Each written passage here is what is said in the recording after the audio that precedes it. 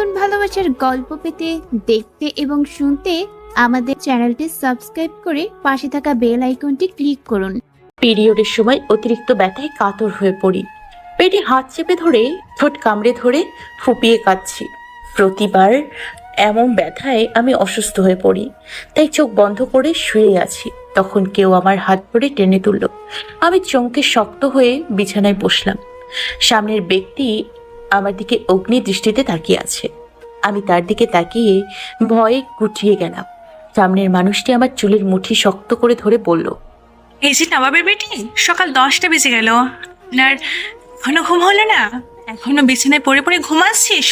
তোর সাহস দেখে তো আমি চমকে উঠলাম। চাচি কথাটা খুব রাগান্বিত হয়ে বলল। আমি চাচির দিকে তাকিয়েছিলাম। কথা শেষ হতেই বললাম, চাচি আমি অসুস্থ, উঠতে পারছি না, একটু শুয়ে থাকতে দাও, বিকেলে সব করব। কি বিকেলে? চুপচাপ ওঠ, না হলে আমার থেকে খারাপ আর কেউ হবে না। আজকে আমার ছেলে আসবে, এতদিন পর ছেলেটা বাড়ি আসবে, কত কাজ, আর তুই না করে বসে থাকার জন্য সুযোগ খুঁজছিস? চাচি আমি তাড়াতাড়ি ওঠ, তোর কোনো অজুহাত আমি শুনছি না, তাড়াতাড়ি কাজে লেগে পড়।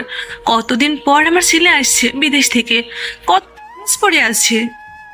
চাচি কথাগুলো বলতে বলতে চলে গেল। আমি চুলের মধ্যে এক হাত দিয়ে চোখের জল ফেলছি। চোখ বন্ধ করে একটা দীর্ঘশ্বাস ফেললাম। উঠতেই তো পারছি না, কাজ করব কি করে? তারপর উষা চোখ মেলে তাকালো। চাচি কি বললো? ভাইয়া আসছে? 5 বছর আগে ভাইয়া বিদেশ গিয়েছিল, আজ দেশে আসছে। ভাইয়া যখন বিদেশে গিয়েছিল তখন আমি অনেক ছোট ছিলাম, তাই ভাইয়া চেহারা ভুলে গিয়েছি।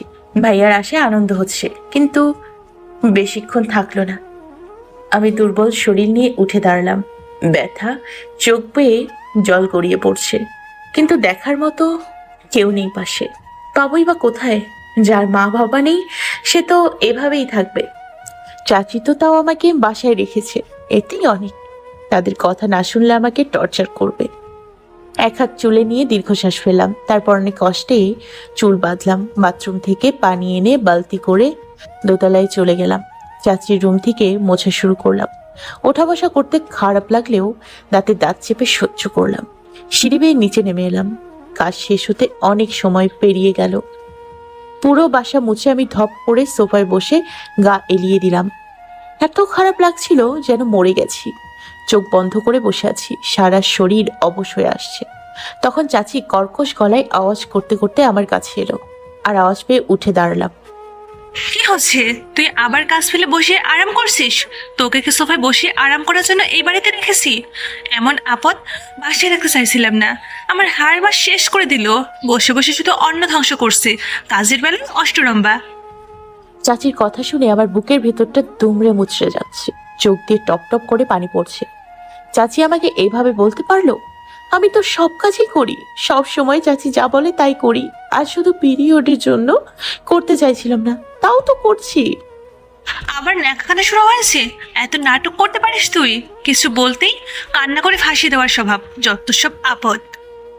চাচি আমি তো মুছে দিয়েছি। দেখেছি, একটা ঘর বাদ দিলে কেন?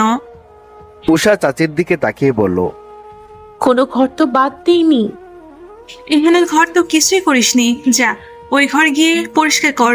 ও কিন্তু একদম নোংরা অপরিষ্কার পছন্দ করে না, একদম ঝকঝকে চকচকে করে দিবি। ওই ঘরে তো সবাইকে যেতে মানা করেছিলে, তাই। সে করেছিলাম, কিন্তু এখন না গেলে পরিষ্কার করবে কি করে? দরকার ছাড়া ওই রুমে যাবে না, এখান পছন্দ করে না। উষা মাথা নেড়ে সম্মতি জানালো। ইহান ভাইয়ার রুমে এসে পুরো রুম ঝাড়লাম। ধুলোয় ভরেছিল। বিশাল বড় বিছানা, আলমারি থেকে চাদর বালিশের কভার এনে বসালাম। সবকিছু পরিষ্কার করে ফুলের টবে ফুল নিয়ে ফেলে দিলাম। নষ্ট হয়ে গেছে, এখন ভালো লাগছে না। এখানে ফুল রাখলে ভালো লাগবে। আমি কিছু একটা ভেবে বাগানে চলে এলাম। আমার পছন্দ মতো ফুল নিলাম, তারপর টবে রাখলাম। ইহান ভাইয়ের ছোটকালের ছবি আছে দুটো। একটা তার বাবা মার সাথে একদম ছোট, আরেকটা একটু বড়, সেখানে চশমা পরিহিত, মুখে হাসি।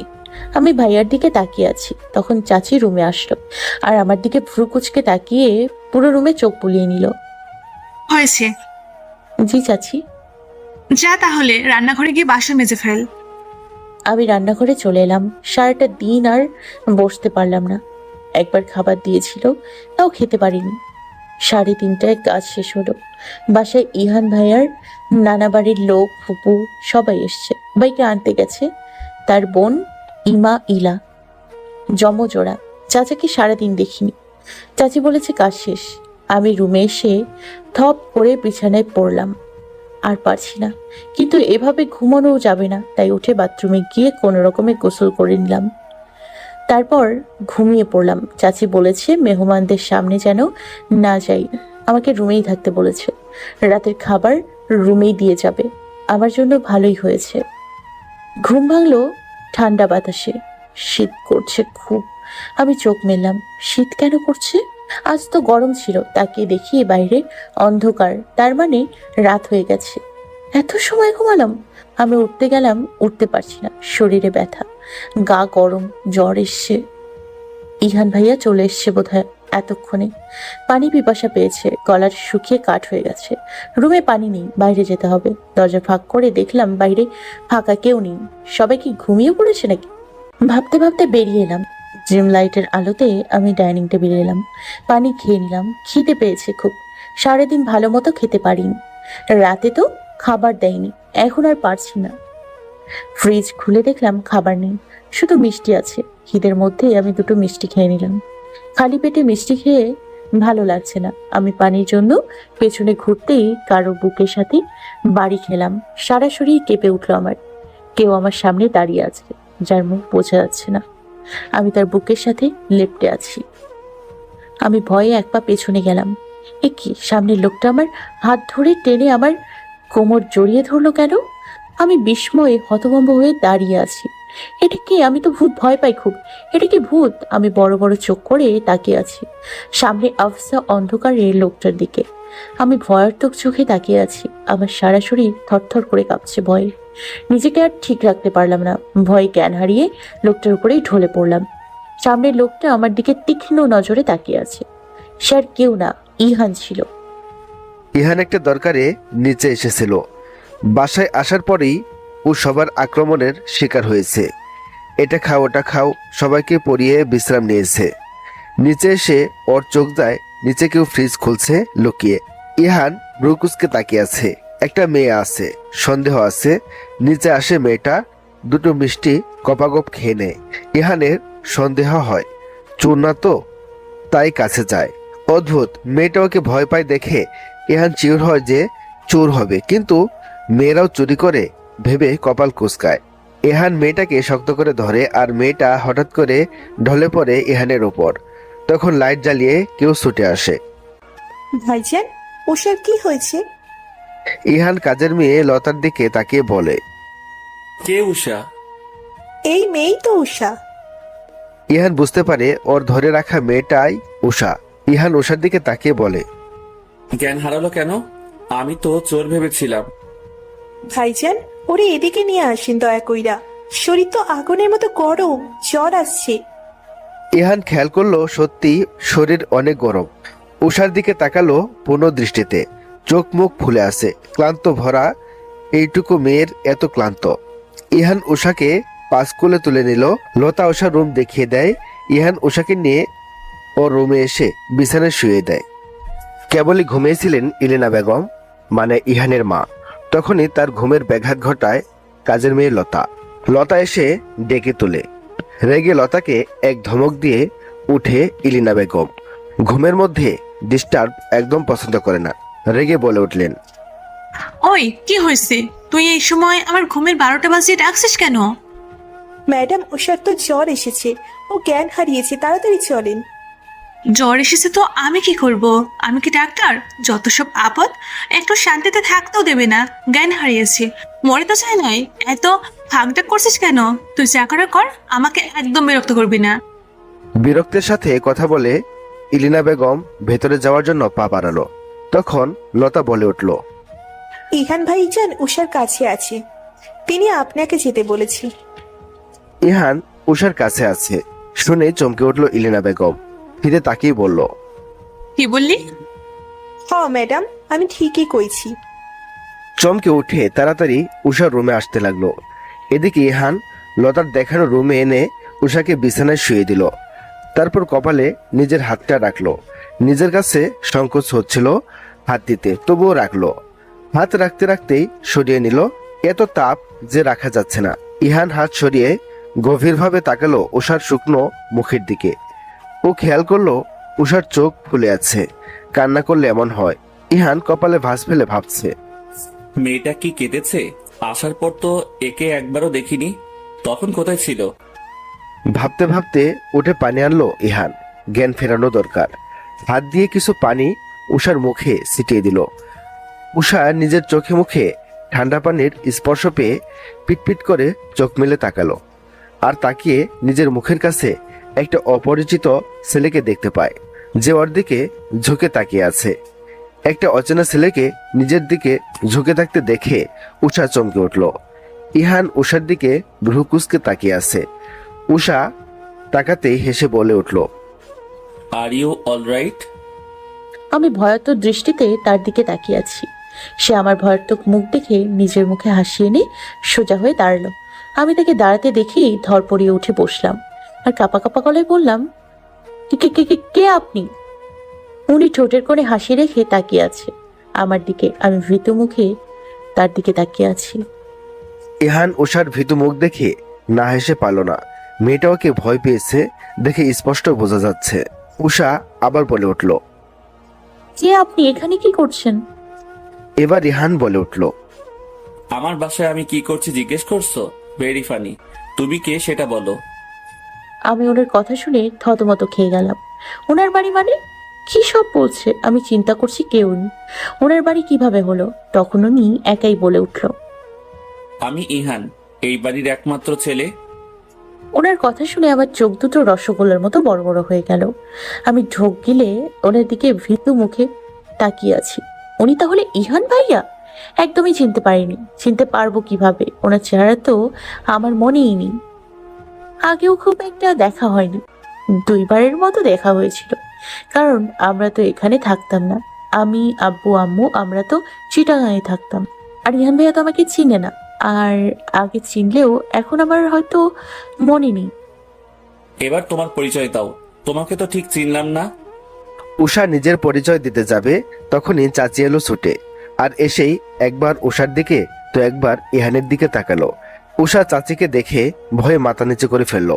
ইহান নিজের মাকে দেখে বলে উঠল, আম্মু তোমরা কি বলো তো? বাসায় একজন অসুস্থ, তার খোঁজ না নিয়ে ঘুমিয়ে পড়েছো? ইলিনা বেগম ছেলের দিকে তাকিয়ে চোখ ঘুরিয়ে গরম চোখে উষার দিকে তাকালো।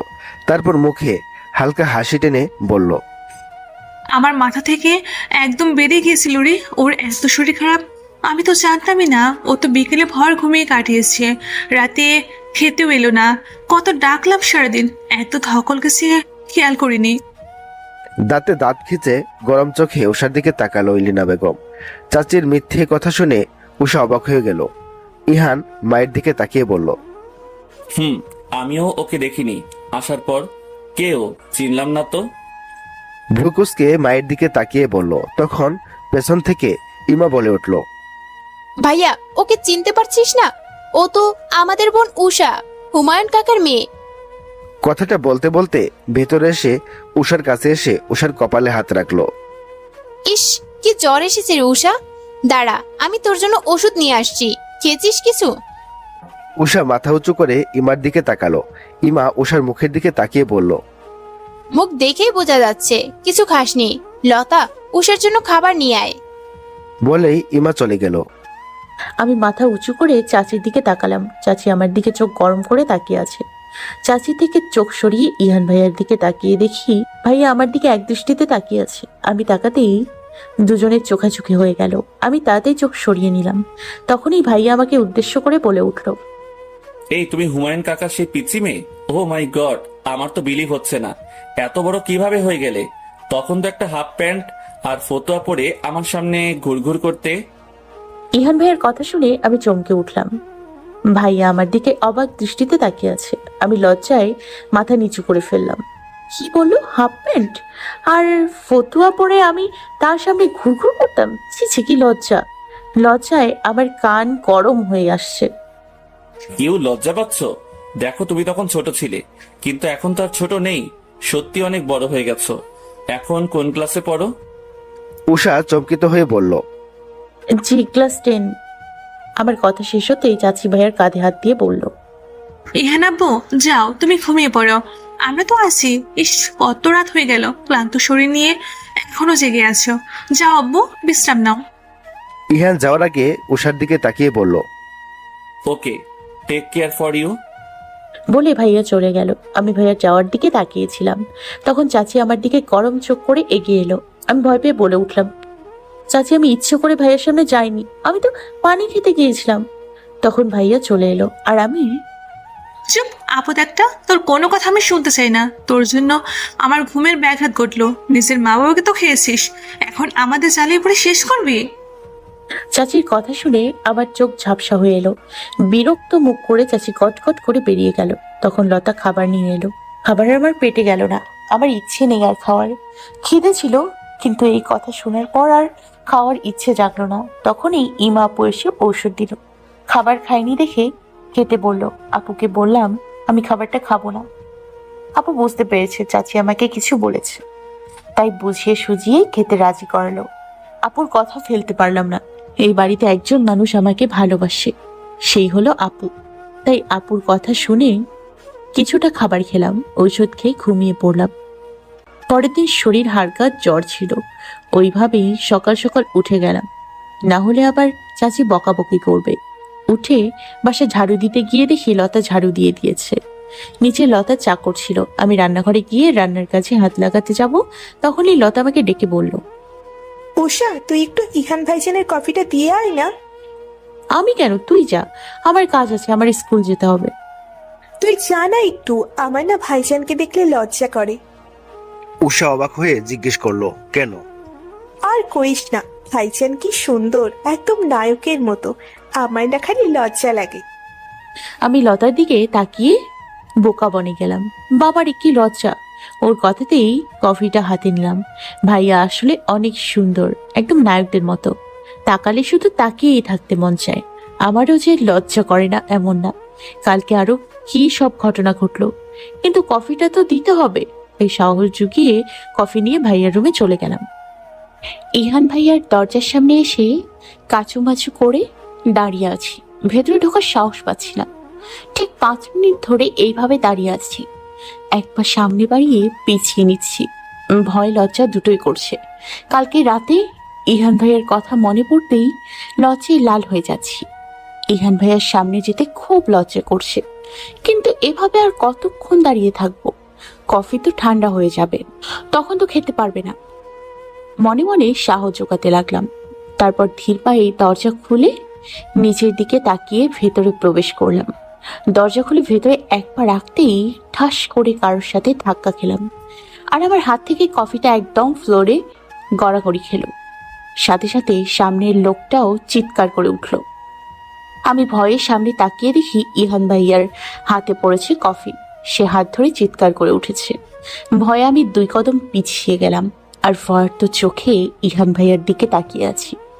ভাইয়া হাত ছাড়ছে। হাতের দিকে তাকিয়ে থেকে ভাইয়া বিরক্ত মুখ করে খানিকটা রাগ নিয়ে বলল, হোয়াট ডু?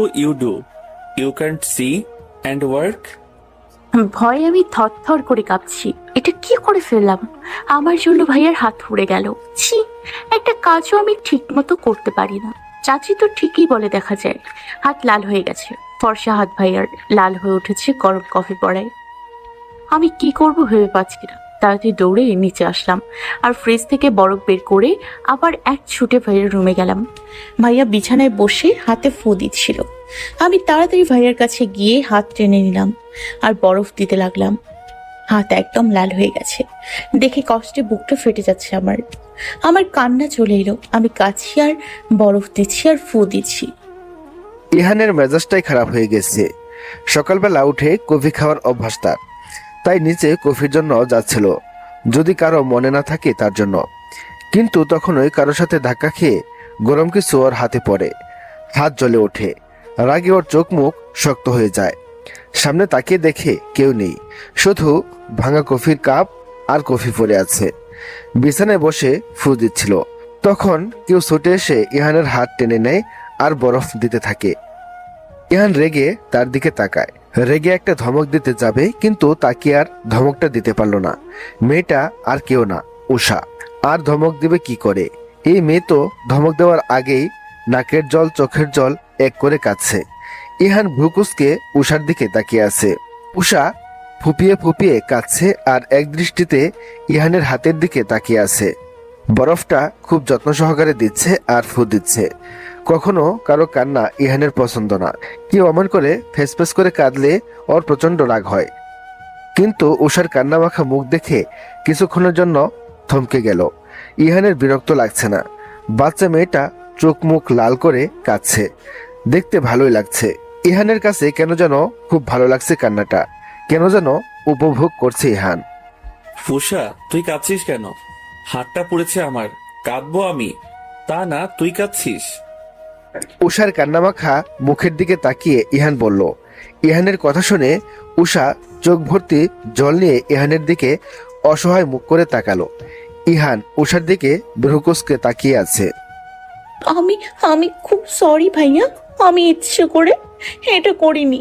ইস, কতখানি লাল হয়ে গেছে। তেমন কিছু না, সামান্য লেগেছে, ঠিক হয়ে যাবে। কিন্তু তোর না জ্বর?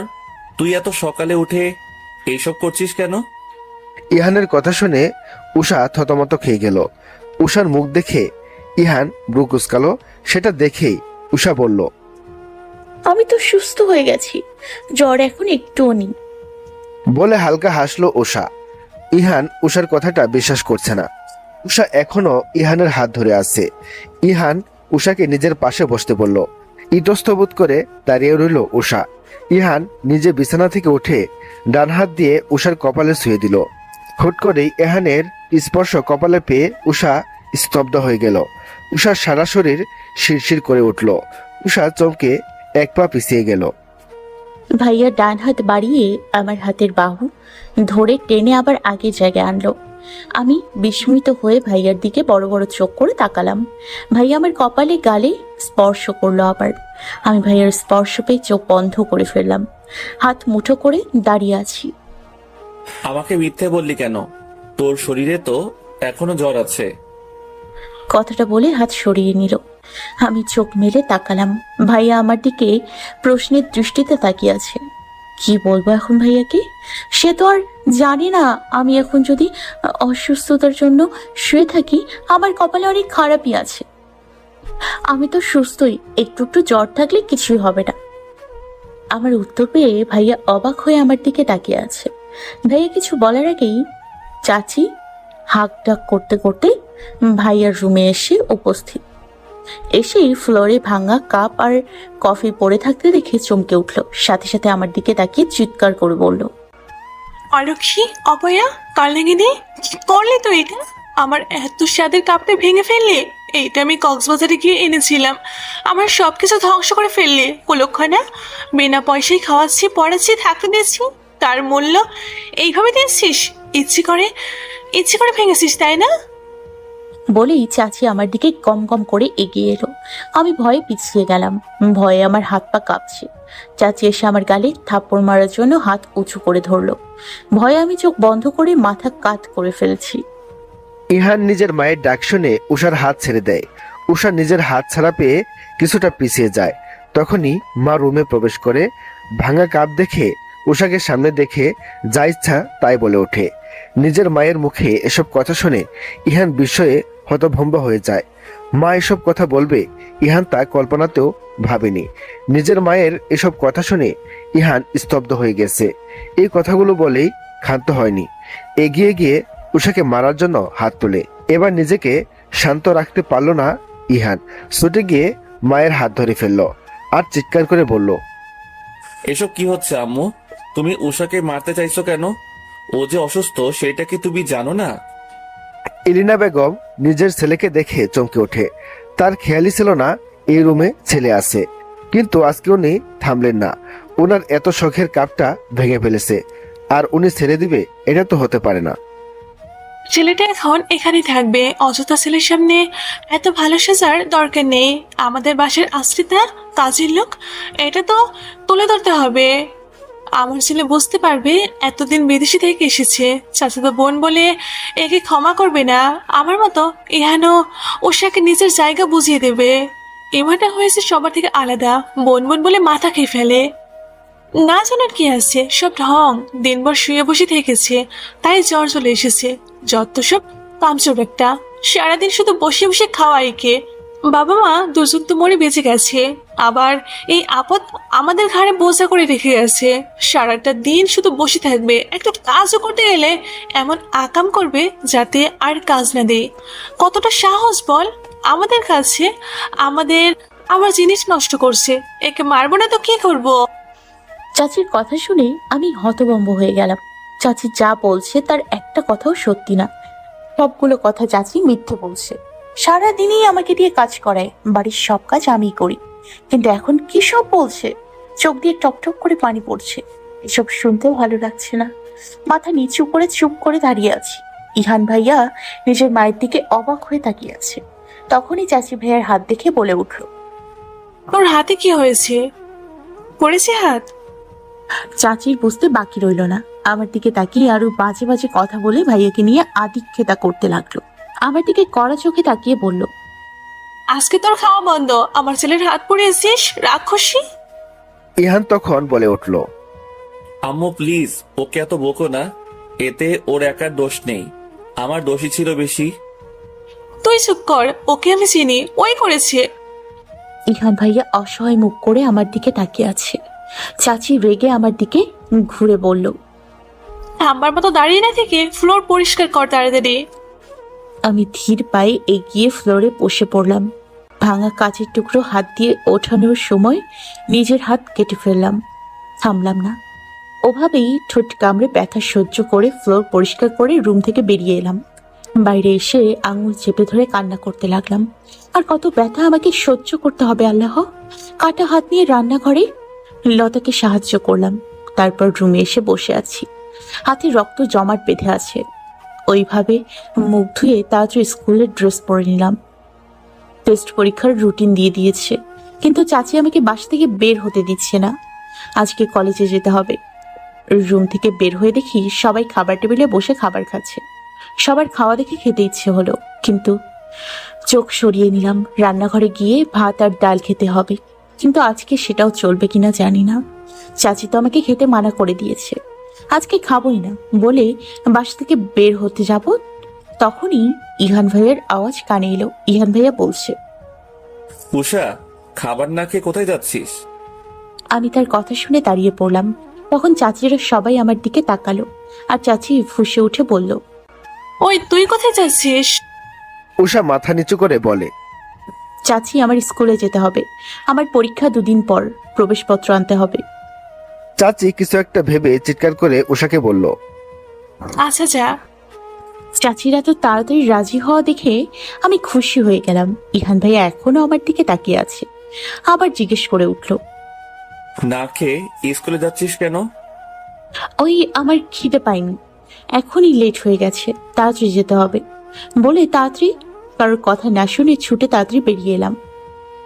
সারা শরীর ব্যথায় টান টান হয়ে আছে, কিন্তু এখন তার থেকেও বেশি ব্যথা পাচ্ছি পায়ে। 2বার হোঁচট খেয়ে বুড়ো আঙুল ছুলে গেছে। ব্যথায় পা নাড়তে পারছি না, ঠোঁট কামড়ে ধরে ব্যথা সহ্য করছি। মাথা ধপধপ করছে, খিদে লেগেছে প্রচুর। সারাদিন না খাওয়া স্কুলে গিয়ে শুধু পানি খেয়েছিলাম। বাম হাতটা উঁচু করে ঘড়ির টাইম দেখে নিলাম, 2টো বাজে। এত রোদ উঠেছে, তার তীব্র আলোয় ঘেমে একাকার। এখন বাসায় গিয়ে আগে খেয়ে নিব, চাচি এতে যত যাই বকাবকি করুক না কেন। খুঁড়িয়ে খুঁড়িয়ে বাসা পর্যন্ত পৌঁছালাম। আস্তে আস্তে 3টে বেজে গেছে। ভেতরে এসে সোজা নিচের রুমে চলে গেলাম। কাউকে দেখলাম না। ড্রেস চেঞ্জ করে চোখে মুখে পানি দিয়ে বের হতেই দেখা লতার সাথে। ও আমার কাছে এসে দাঁড়ালো। সবাই কই? লতার দিকে তাকিয়ে উষা বলল, তারপর বিছানায় বসে পায়ের ব্যথা পাওয়ার স্থান দেখতে লাগলো। সবাই খেয়ে গেল, রুমে আছে, চল খেয়ে নে। সকালেও তো খেলি না। এই তোর পায়ে কি হয়েছে? বলতে বলতে এগিয়ে এলো। ও মা, এটা কি করে হলো? উষা মাথা উঁচু করে বলল, হোঁচট খাইছি আসার সময়। কি করে? হেঁটে এসেছিস? উষা ছুটো করে বলেই উঠে দাঁড়ালো। লতা দুঃখ প্রকাশ করে বলল, ইস, কি অবস্থা! উঠছিস কেন? তোর খাবার আমি এখানেই দিয়ে যাবনি, বসে থাক। না, দরকার নেই। চাচি জানতে পারলে খবর আছে, চলো। লতা আর কিছু বলল না। দুজনে খেতে বসেছে। ইলিশ মাছ রান্না করেছে, কিন্তু মাছ আছে একটা। কে খাবে? লতা উষাকে খেতে বলল, কারণ উষার ইলিশ মাছ অনেক পছন্দ। কিন্তু লতার দিকে তাকিয়ে খেতে পারল না। লতাকে দিয়ে দিল। গাল নিয়ে খেতে বসেছি, একটু গোস্ত দিয়েছি, বলতে 1 পিস। তখন যন্ত্রণা করছে। উফ, আঙুল যে কাটা আমার।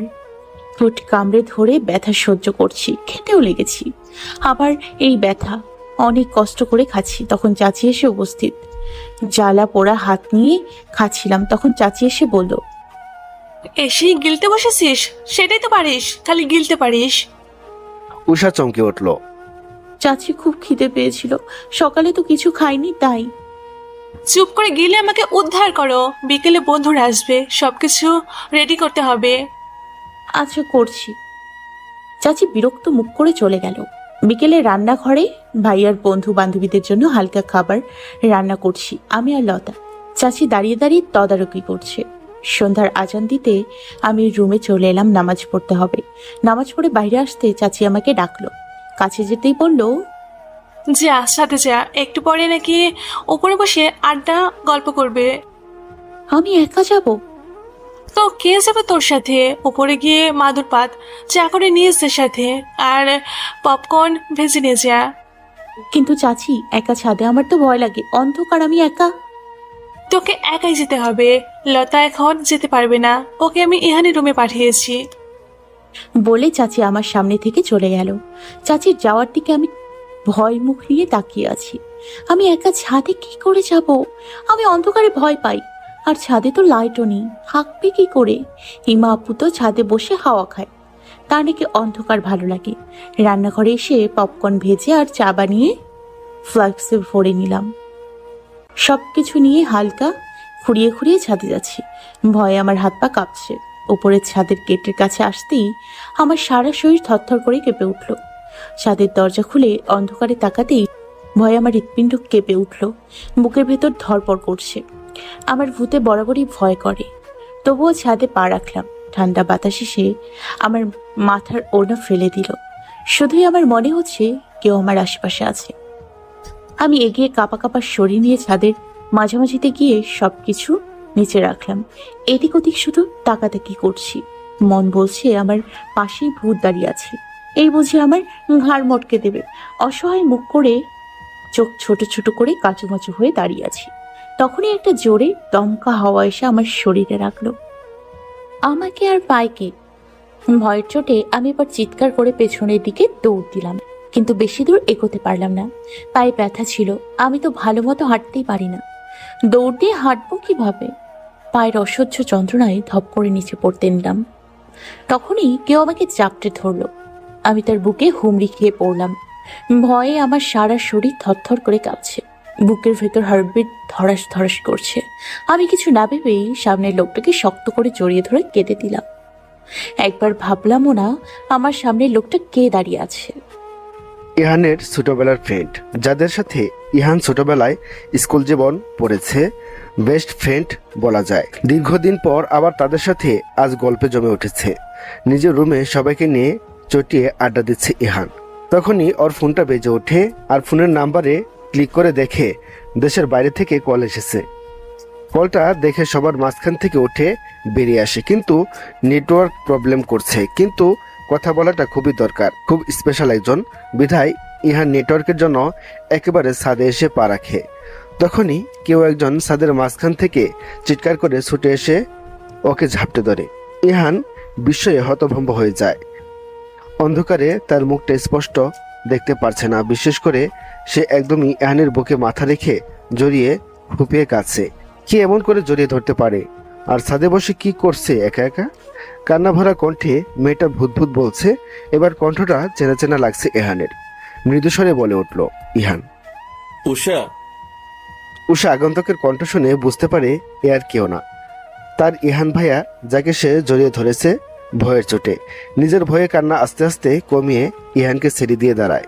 ইহান আফসা আলোয় দেখতে পায় উষার কান্নামাখা ভয়ার্ত মুখ, চোখে মুখে পানি লেপ্টে আছে। ভয়ে মেয়েটা এখনো বরফ হয়ে আছে, দেখে বোঝা যাচ্ছে অন্ধকারে ভয় পায়। এবার ইহান রেগে উঠে বলল, উষা, তুই একা ছাদে কি করছিস এখন? দেখে তো মনে হচ্ছে ছাদে এসেই ভয় পেয়েছিস। তাহলে একা ছাদে কেন এসেছিস যেখানে ভয় পাস? ইহান কপাল কুঁচকে তাকিয়ে আছে উষার দিকে। উষা ইহানের রাগী কণ্ঠ শুনে ভয় পেয়ে গেল। ঠোঁট চেপে ধরে কান্না আটকানোর চেষ্টা করছে, কিন্তু পারছে না, ফুপিয়ে কান্না করেই যাচ্ছে। এবার ইহান ধমকে উঠল, আর উষার কান্না সাথে সাথে থেমে গেল।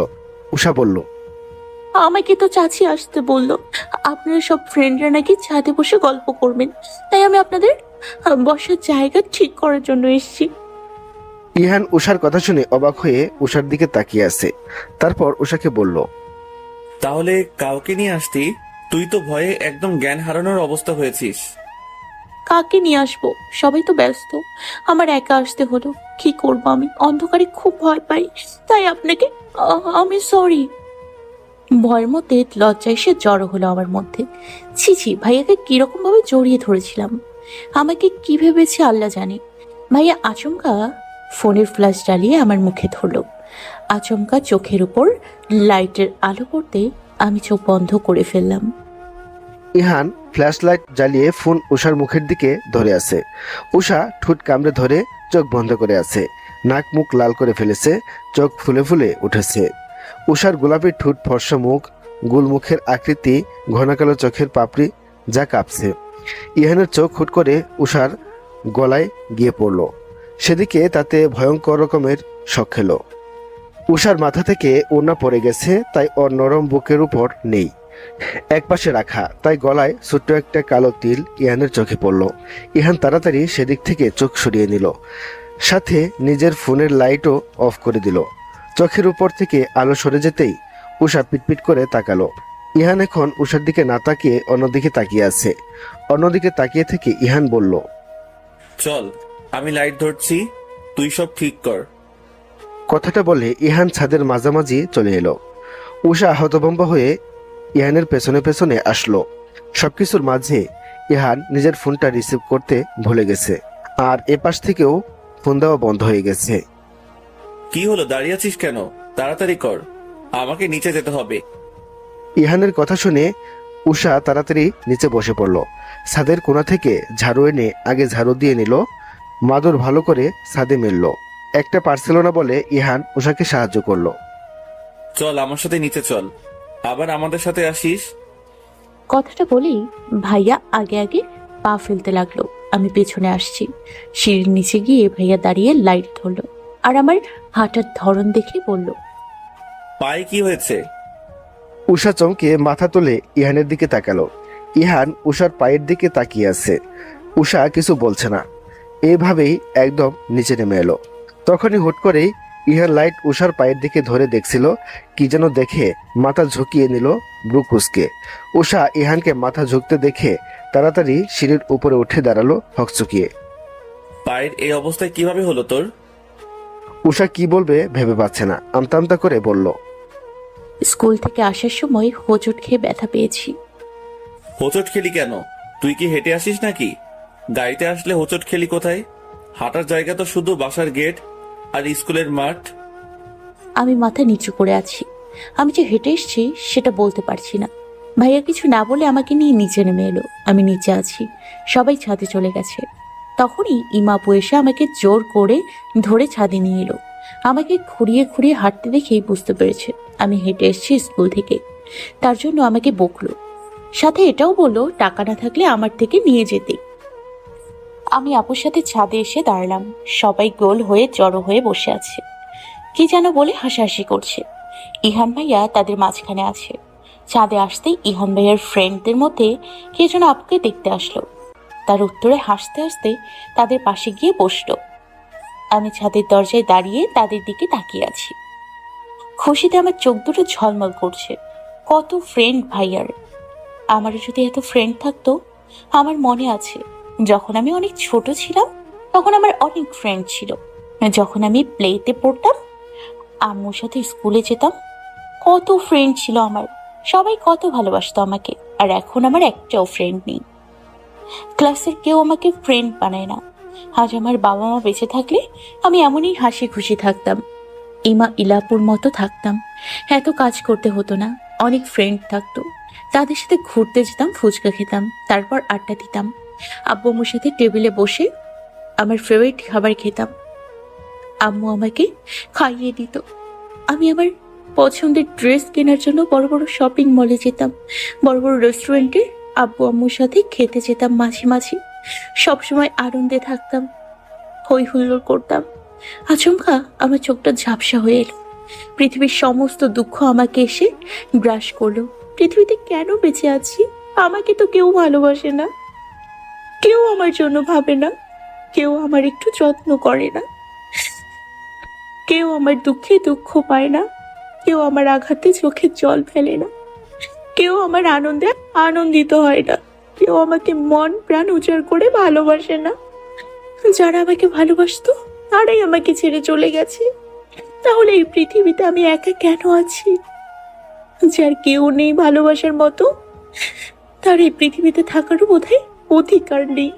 এমন কেউ কি আমার জীবনে আসবে না, যে আমার মুখে হাসি ফোটানোর জন্য নিজের সর্বোচ্চ চেষ্টা করবে, যে আমার একটু চোখের জলে পাগলামো করবে, যে তার ভালোবাসা দিয়ে আমার জীবনের সমস্ত দুঃখ ভুলিয়ে সুখের সাম্রাজ্য তৈরি করবে? চোখ বেয়ে বৃষ্টির মতো পানি পড়ছে, এমন কেউ কি কখনো আসবে না আমার জীবনে? কখনো না। চোখ বন্ধ করে এক দীর্ঘশ্বাস ফেললাম। তখনই ইমা আপু আমাকে ডাক দিল। আপুর ডাক শুনে চকিতে তাকালাম। আপু ডেকে উঠল আবার উঁচু গলায়, এই উষা, তুই ওইখানে দাঁড়িয়েছিস কেন? আয়, এখানে আয়। আমি চোখের পানি আড়াল করে মুছে তাকালাম। আপুর ডাকটা জোরেই হয়েছে, তাই সবার দিকে তাকিয়ে লজ্জা পেলাম। ভাইয়ার সব বন্ধুরা আমার দিকে তাকিয়ে আছে ঘাড় বাঁকিয়ে। আমি সবার এমন তাকানো দেখে লজ্জায় মাথা নিচু করে ফেললাম। আর চোখে তাকিয়ে দেখি ইহান ভাইয়াও আমার দিকে তাকিয়ে আছে ভ্রু কুঁচকে। আপু হাত বাড়িয়ে আমায় ডাকছে। আমি সবার দিকে একবার লজ্জা মিশ্রিতভাবে তাকিয়ে খোঁড়াতে খোঁড়াতে আপুর পাশে এসে দাঁড়ালাম। আপু আমাকে টেনে বসিয়ে দিল নিজের পাশে। তখন একটা মেয়ে ইমা আপুর উদ্দেশ্যে জিজ্ঞেস করলো আমার কথা। আমার চাচাতো বোন। আমি তার চাচাতো বোন কথাটা শুনে আমার চোখটা ছলছল করে উঠল। আপু তাও নিজে আমাকে বোন বলে পরিচয় দিলেও কেউ আমাকে বোন বলে পরিচয় দেয় না। আপু বসেছে ভাইয়ার পাশে, তারপর আমি সবার দিকে তাকিয়ে ভাইয়ার দিকে তাকালাম। দেখি ভাইয়া আমার দিকে তাকিয়ে আছে। আমি হকচকিয়ে চোখ সরিয়ে নিলাম। ইহান ভাইয়াকে গান বলতে বলল। ভাইয়া নাকি অনেক সুন্দর গান গাইতে পারে। বিদেশে থাকতে নাকি তাদের গান রেকর্ড করে অনেকবার পাঠিয়েছে। তো এখন নাকি গান গেয়ে শোনাতে হবে, কিন্তু এখন তাই রাজি হচ্ছে না। সবাই অনেক বলার পর জোড়াজড়িতে ভাইয়া রাজি হয়ে গেল। ভাইয়া একটা হিন্দি গান গাইলো। আমি আগে কখনো ভাইয়ার গান শুনিনি, আজকে ফার্স্ট শুনলাম। কি অপূর্ব কণ্ঠ ভাইয়ার। মুগ্ধ হয়ে ভাইয়ার গান শুনছিলাম। গালে হাত দিয়ে ঘাড় বাঁকিয়ে ভাইয়ার মুখের দিকে তাকিয়েছিলাম। পুরোটা সময় খুব সুন্দর করে গান গায় ভাইয়া। এতক্ষণের খারাপ লাগাটা নিমিষেই দূর হয়ে গেল ভাইয়ার কণ্ঠে গান শুনে। কিন্তু হিন্দি গানের আগামাথা কিছু বুঝলাম না। বাংলা হলে ভালো হতো, সেটা তো আর বলতে পারি না, কিন্তু হিন্দি গানও শুনতে ভালোই লেগেছে। গান গাওয়া শেষ করে ভাইয়া আমার দিকে তাকালো। আমি গালে হাত দিয়ে তাকিয়েছিলাম, সেটা দেখে ঠোঁটে বাঁকা হাসি ফুটিয়ে তুলল। ইমা আপুর ফোন বাজতেই ফোন নিয়ে আমাদের মাঝখান থেকে উঠে গেল। আমি আর ভাইয়ের মাঝে এখন আপুর জায়গা ফাঁকা। আমি চুপ করে বসে আছি আর সবার দিকে তাকাচ্ছি। সবাই কত শত কথা বলছে, ভাইয়ার গানের প্রশংসা করছে, ভাইয়ার সবার সাথে কথা বলছে অনেক। আপু কথা বলতে বলতে আবার এলো আর উল্টো কাজ করলো। আমাকে তার জায়গায় ঠেলে আমার জায়গায় বসে পড়লো। ফোনে কথা বলছে এখনো। আপুর ধাক্কায় আমি ইহান ভাইয়ার ডান হাতের বাহুর সাথে ধাক্কা খেলাম। সাথে আমার বাম হাত গিয়ে পড়লো ভাইয়ার কুলের উপর। ইহান ছোটবেলার একটা কথা বলে হাসছিল। সেটা হলো ওর ফ্রেন্ড নাহিদ ছোটবেলায় একটা মেয়ের উপর ক্রাশ খেয়েছিল, আর দুর্ভাগ্যবশত সেই মেয়েটা এসে ইহানকেই প্রপোজ করেছিল। সেই কথা বলছে আর সবাই হাসছে, আর নাহিদ মুখ গুমরা করে বসে আছে। তখনই কারো সাথে ধাক্কা খায় আর কারো হাত পুলের উপর পড়ে। আবসা অন্ধকার আলো ছাদে নিচের দিকে তাকিয়ে একটা হাত আবিষ্কার করে। এটা যে মেয়েদের নরম তুলতুলে হাত। হাতটা অসম্ভব রকমের কাঁপছে। ইহান নিজের হাত নিচে থেকে উঠিয়ে হাত দিয়ে স্পর্শ করে পাশে তাকায় ভ্রুকুসকে। ওর পাশে তো ইমা ছিল, এটা কি ইমার হাত? পাশে তাকিয়ে ঝটকা খায়, তাড়াতাড়ি হাত ছেড়ে দেয়। উষা বসে ওর পাশে। উষা হাত ছাড়া পেয়ে তাড়াতাড়ি হাত গুটিয়ে একটু সরে বসে। ইহান উষার দিকে কেমন করে যেন তাকিয়ে আছে। উষা মৃদুস্বরে আস্তে করে ইহানকে বলে, সরি ভাইয়া, আসলে ইমাপু এমনভাবে ধাক্কা দিচ্ছিল, আমি তাল সামলাতে পারিনি। ভাইয়া আমার দিকে তাকিয়েছিল, ইটস ওকে বলে আবার গল্পে মেতে উঠল। আর আধা ঘন্টার মতো গল্প চললো। 11:30টার দিকে সবাই গল্প মস্তি শেষ করে নিচে নেমে গেল। সবাই চলে গেছে, আমি যাইনি কারণ চাচি বলেছে সব ঠিক করে নিয়ে যেতে। ইমাপু 5 মিনিটের জন্য আমার পাশে এসে বসেছিল, আবার ফোন নিয়ে নিচে নেমে গেছে। ইহান ভাইয়া বন্ধুদের সাথে চলে গেছে। ইহান নিচে এসে বন্ধুদের থেকে বিদায় নেয়। তারপর নিজের রুমে এসে ঠাস করে শুয়ে পড়ে, ক্লান্ত লাগছে। চোখ বন্ধ করতেই চোখের সামনে উষার মুখটা ভেসে ওঠে। তাড়াতাড়ি চোখ খুলে উঠে বসে।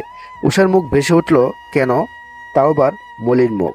হঠাৎ করে মনে হলো, উষার তো পায়ে ব্যথা, ও তো আমাদের সাথে ছাদে বসেছিল, নেমে এসেছে কি নিচে দেখলাম না তো। ইহানের অবচেতন মন কেন যেন উষার জন্য চিন্তা করতে লাগলো। ও বিছানা থেকে নেমে ট্রাউজার আর গেঞ্জি পরে রুম থেকে বেরিয়ে এলো। তারপর সোজা ছাদে চলে গেল। দেখতে পেল উষা বিছানার চাদর ভাঁজ করছে আর ঘুরিয়ে হাঁটছে। ইহান এবার ফোন আনেনি, ফোনটা বিছানায় রেখে এসেছে, তাই লাইট ধরতে পারল না। অন্ধকারে ওর পাশে গিয়ে দাঁড়ালো আর মৃদুস্বরে বলল, উষা।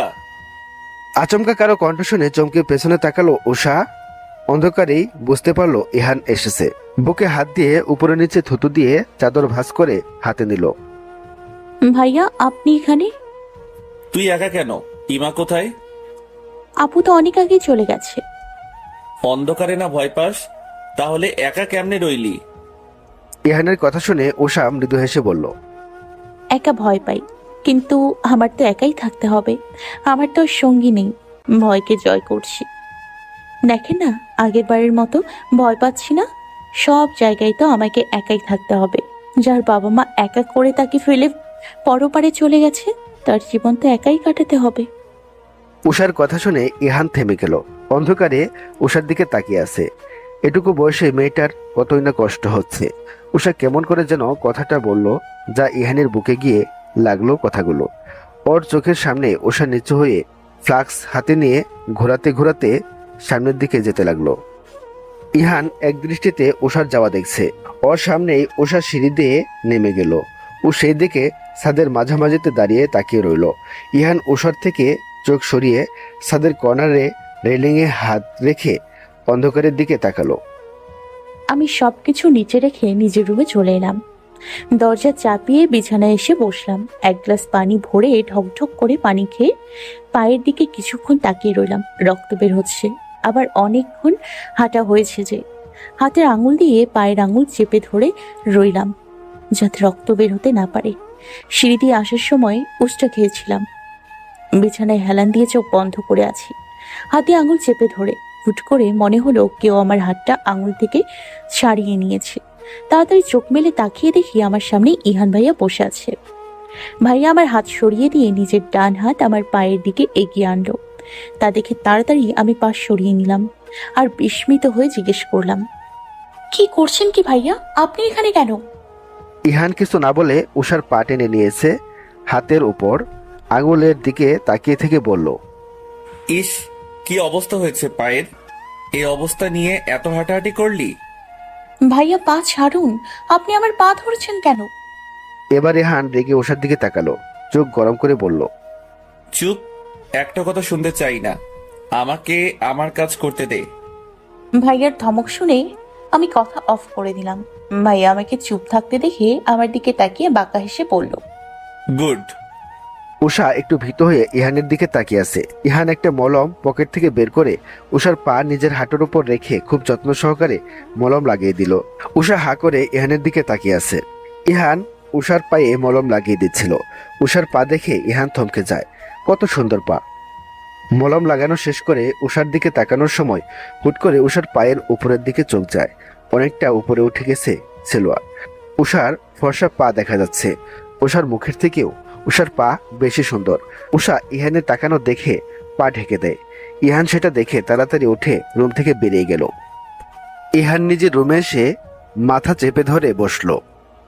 24 বছর জীবনে প্রথম কোনো নারীর প্রতি এমন অনুভূতি হচ্ছে, কিন্তু কেন নিজের উপর নিজের এত রাগ হচ্ছে বলে বোঝাতে পারবো না। আমার দৃষ্টি এত খারাপ কবে হলো? আগে তো এমন ছিল না। উষার কাছে গেলে কেন বাকিদের মতো স্বাভাবিক থাকতে পারি না? কই ইমা, ইলা, ওদের কাছে গেলে তো এমন হয় না। উষাও তো আমার বোন, তাহলে ওকে কেন আমি বোনের নজরে দেখতে পারি না? কেন ওর কাছে গেলে আমার অন্য কিছু মনে হয়? কেন ওকে বোন ভাবতে কষ্ট হয়? ওর কাছে গেলে আমার অদ্ভুত কিছু অনুভূতি জন্ম হতে থাকে, যা এর আগে কখনো কোনো মেয়ের কাছে গেলে হয়নি। আমার মেয়ে বন্ধু, ছেলে বন্ধু আগে থেকেই। অনেক মেয়ের সাথে আমার ওঠা বসা হয়েছে, কিন্তু তখন আমার কাউকে এমন লাগেনি। সবার সাথে আমি নর্মাল বিহেভ করেছি। সব মেয়ের কথা বাদ, ফারিয়ার কাছে গেলেও আমার এমন লাগে না। সব মেয়েদের মতো ওকেও আমি স্বাভাবিক নিতে পারি। অদ্ভুত কিছু হচ্ছে আমার সাথে, যা আগে কখনো হয়নি। বাড়িতে আসলাম, আসার পরে ফারিয়ার কথা আমার মাথায় আসে না, শুধু উষার কথা আসে। মাথা চেপে ধরে চুপ করে বসে আছে ইহান, হাত মুষ্টিবদ্ধ করে। কি হচ্ছে ওর সাথে? উষার কাছে গেলে কেন নিজেকে কন্ট্রোল করতে পারছে না? কেন? উষা সম্পর্কে আমার বোন, সেটা আমার মাথায় রাখতে হবে। বিছানায় ফেলে রাখা ফোনটা বেজে উঠল। ইহান জানে এখন কে ফোন করেছে। 1 বছরে যতবারই ফারিয়া ওকে কল করেছে, প্রতিবারই ইহানের বিরক্তিতে কপাল কুঁচকে এসেছে। এবারও তার ব্যতিক্রম কিছু হলো না। সে আগের মতোই ফারিয়ার নামটা ফোনের স্ক্রিনে দেখে বিরক্ত হলো। ফারিয়ার প্রতি এই বিরক্তির কারণ ওর আজও বোধগম্য হলো না। মেয়েটা ওকে এতটা ভালোবাসে, কিন্তু ও কিছুতেই মেয়েটাকে ভালোবাসতে পারছে না। এখনও ওর সঙ্গ ইহানের বরাবরের মতোই বিরক্ত লাগে। ফোন রিসিভ করলো না। ফোনটা বাজতে বাজতে কেটে গেল। সাথে সাথে আবার ফোন এলো। এবার নিজেকে কিছুটা সংযত করে ফোনটা হাতে নিয়ে রিসিভ করে কানে নিল। হ্যালো বলতেই ওপাশ থেকে ফারিয়া অভিমানী গলাতে বলল, বাড়িতে যেতে না যেতেই আমাকে ভুলে গেছো ইহান। এটা কি ঠিক করেছো বলো? তোমার জন্য যে একজন সারাদিন ফোন হাতে বসে থাকছে, তুমি কি তাকে একটু মিস করছো না? ফারিয়ার অভিমানের গলা শুনেও ইহানের কোনো অনুভূতি হলো না। অনুভূতি শূন্য হয়ে এই ফোন কানে নিয়ে দাঁড়িয়ে আছে। ওর মাথা এখন উষার কথাই ভাবছে। ইহান, তুমি আমার কথা শুনতে পাচ্ছ না? ইহানের কোনো সারা শব্দ না পেয়ে ফারিয়া আবার জিজ্ঞেস করলো। ইহান সমস্ত চিন্তাভাবনা একপাশে ফেলে ফারিয়াকে বলল, তেমন কিছু না ফারিয়া, আমি খুবই বিজি ছিলাম। এতদিন পর দেশে এসেছি, সবাইকে নিয়ে ব্যস্ত ছিলাম, তাই তোমাকে আর কল করা হয়নি। সরি। ফারিয়া মৃদু হেসে বলল, ইটস ওকে বেবি, আমি রাগ করিনি, কিন্তু তোমাকে খুব বেশি মিস করছি। তুমি তো আমাকে এমনিতেই মিস করো না, তারপরেও দেশে গেছো। আমাকে আবার ভুলে যেও না। উত্তরে ইহান কিছু বলল না। ফারিয়া নিজের মতো বকবক করেই যাচ্ছে। ইহান হুহা বলে কথা শেষ করলো। ফারিয়া ইহানের গার্লফ্রেন্ড। 1 বছর ধরে ওদের রিলেশন চলছে। ফারিয়ার বাড়িও বাংলাদেশে, কিন্তু ওরা ফ্যামিলি সহ বিদেশে থাকে। ইহান ওইখানে যাওয়ার পর ফারিয়ার সাথে সাক্ষাৎ হয়, ফারিয়ার সাথে বন্ধুত্ব হয়। একদিন হুট করেই ফারিয়া ইহানকে প্রপোজ করে বসে। সাথে সাথে না করে দেয় ইহান, কারণ ফারিয়ার প্রতি ইহানের কোনো আকর্ষণ ছিল না। কখনোই ওকে সেই হিসেবে দেখেনি, সবসময় একজন ভালো বন্ধু হিসেবে দেখেছে। ফারিয়া মানতে নারাজ। বাবা মার একমাত্র মেয়ে হওয়ায় খুব আদরের হয়, এটা মানতে পারে না, একদম ভেঙে পড়ে। তবুও ইহান মানতে পারে না, কারণ ফারিয়ার উপর ইহানের কোনো অনুভূতি কাজ করে না। ফারিয়া ইহানের হাতে পায়ে ধরে বলে সে ইহানকে ছাড়া বাঁচবে না, কিন্তু ইহান সাফ সাফ জানিয়ে দেয়, দেখো ফারিয়া, আমি তোমাকে শুধু একজন বন্ধু ভাবি, এর থেকে বেশি কিছু আমি ভাবতে পারবো না তোমাকে। বন্ধুর থেকে বেশি আমার কখনোই মনে হয় না। ফারিয়া ইহানের হাত ধরে বলে, কিন্তু আমি যে তোমাকে অনেক বেশি কিছু ভাবছি, অন্তর থেকে ভালোবাসি। প্রথম যেদিন তোমাকে দেখেছি সেদিনই হৃদয়ে স্থান পেয়েছো, কিন্তু বলতে পারিনি। ভেবেছি তোমার সাথে থেকে বন্ধুত্ব করে তোমার মনে জায়গা করে নেব, কিন্তু এতদিন আমি তোমার মনে একটুও জায়গা করে নিতে পারিনি। এটা আমি মানতে পারছি না। তুমি আমাকে গ্রহণ করো প্লিজ। আমি বাঁচতে পারবো না তোমাকে ছাড়া। নাকের জল চোখের জল এক করে কেঁদে ভালোবাসি বলেছিল, তবুও আমি ওকে ফিরিয়ে দেই। শুধু বন্ধু হিসেবে সাপোর্ট করে চলে এসেছি, ভালোবাসতে পারিনি। কেন যেন ওর প্রতি আমার ভালোবাসাটা আসেনি। একজন বন্ধু হিসেবে যতটুকু ভালোবাসা দরকার ততটুকুই, এর বেশি আমি করতে পারিনি। সেদিন ফিরিয়ে দেওয়ার পর ফারিয়া অতিরিক্ত ভেঙে পড়ে, আর জেদের বসে ফারিয়া মারাত্মক ডিসিশন নেয়। সেটা হলো সুইসাইড করার চেষ্টা করে। এটা শুনে আমার বুকের ভেতর ধপ করে ওঠে। আমি ছুটে যাই ফারিয়ার হসপিটালে। সেখানে যাওয়ার পর আমাকে সম্মুখীন হতে হয় অপমানের, সাথে দোষারোপ করতে থাকে। এই অবস্থার জন্য দায়ী আমি। ফারিয়ার কিছু হলে উনি আমাকে ছাড়বেন না। কি করব বুঝতে পারি না। ফারিয়া আল্লাহর রহমতে সুস্থ হয়, আর তারপর এক প্রকার বাধ্য হয়ে আমি ফারিয়াকে গার্লফ্রেন্ড হিসেবে অ্যাকসেপ্ট করি। এক প্রকার বাধ্য হয়ে আমি ফারিয়ার প্রপোজ অ্যাকসেপ্ট করি, কিন্তু ওর জন্য আমার মনের কোণে একটু ভালোবাসাও তৈরি হয় না। ফারিয়া জোর করে আমার হাত ধরে ঘুরে আমার কাঁধে মাথা রাখতো, তবু আমার দিক থেকে অনুভূতি শূন্য। ওকে আমি বন্ধুর চেয়ে বেশি কিছু ভাবতেই পারি না। আমি খুব একটা দেখা করতাম না, লেখাপড়ার চাপে এসব বলে ওর সাথে দেখা করাটা কমিয়ে দিলাম। ওদের পাশে আমার বাসা ছিল, আমি সেইটাও সরিয়ে নিলাম, কারণ এখন ওর উপস্থিত আমার বিরক্ত লাগতো। বাসা সরিয়ে আনার 3 মাস পর ওর সাথে দেখা করি, তাও আমাকে ব্ল্যাকমেইল করে দেখা করায়। দেখা হলেই জড়িয়ে ধরার জন্য কিস করার সুযোগ খুঁজতো। আমি অনেক কষ্টে এসব থেকে বাঁচতাম। বিয়ের আগে আমি এসব কিছুই করতে চাই না, এইসব বলতাম। কিন্তু ফারিয়া অন্য ধরনের। ও চাইতো অনেক কিছু করতে, সাথে অন্য গার্লফ্রেন্ড বয়ফ্রেন্ডকে আমাকে দেখাতো। তারা তাদের গার্লফ্রেন্ডের সাথে খুব ফ্রি, রাস্তাঘাটে চুম্বন করছে, জড়িয়ে ধরছে। বিদেশ অবশ্য রাস্তাঘাটেই চলে। বিয়ের আগে তারা বেড পার্টনার হয়েছে অনেকবার। অনেকবার আমাকে দিয়ে করাতে চেয়েছে, কিন্তু আমাকে ফারিয়া বাগে আনতে পারতো না। দেশে আসার 2 মাস আগে তো আমাকে বলেই ফেললো ফারিয়া। তুমি এখনো আমাকে মন থেকে ভালোবাসতে পারোনি, তাই না ইহান? আমি সাথে সাথেই মাথা নেড়ে হ্যাঁ বলে জানিয়ে দিতেই ফারিয়া যেন বিস্ময়ে চরম সীমায় পৌঁছে গেল। তুমি এত তাড়াতাড়ি স্বীকার করতে পারলে? যেটা সত্যি সেটা বলতে আমি কখনোই সংকোচ করি না। রাগ করে ফারিয়া 1 সপ্তাহ আমার সাথে কথা বলেনি। ও ভেবেছিল আমি হয়তো নিজে থেকে ফোন দিব, কিন্তু আমারও সাথে দূরত্ব করতেই পছন্দ করি। আমি আর কথা বলার বা রাগ ভাঙানোর জন্য ফোন বা দেখা করার চেষ্টাও করিনি। আমি আরো 1 সপ্তাহ শান্তিতে ছিলাম। 1 সপ্তাহ পরে সে নিজে এসে সব মিটমাট করে চলে যায়, সাথে অভিমান করে বলে, তুমি আমাকে একটু ভালোবাসো না ইহান? আমার কিসের কমতি আছে বলো?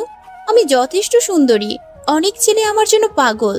তাহলে কেন বন্ধুর দিকে বেশি ভাবতে পারছো না? আমি নির্বাক হয়েছিলাম, কি বলবো। তারপর আমাদের দেখা হয় না। শেষ দেখা হয় এয়ারপোর্টে। হুট করে এসে কেঁদে কেটে বুক লাল করে ফেলে। আমি কেন বাংলাদেশে যাচ্ছি বলে বলে মাথা খেয়ে ফেলে। আমি একটা কথাই বলি, আমার তো যেতেই হবে। এটা তো আমার দেশ নয়, এখানে কিছুদিনের অতিথি মাত্র আমি। তাহলে আমার কি হবে? সেটা তুমি জানো। তোমার জন্য যদি আমাকে বাংলাদেশ যেতে হয়, আমি তাই যাব। অপেক্ষা করো, আমি খুব শীঘ্রই দেশে আসব। না আসলেও সমস্যা নেই। কি বললে? কিছু না, বাসায় যাও। আমি ওর সাথে আর কথা না বাড়িয়ে ভেতরে চলে যাই। পরীক্ষা অবশেষে এসেই পড়ল। রাতে খাবার শেষে বাসন ধুয়ে রেখে রুমে গিয়ে পড়তে বসলাম। ভালো মতো পড়তে পারি না, সারাদিনে সময় হয়ে ওঠে না।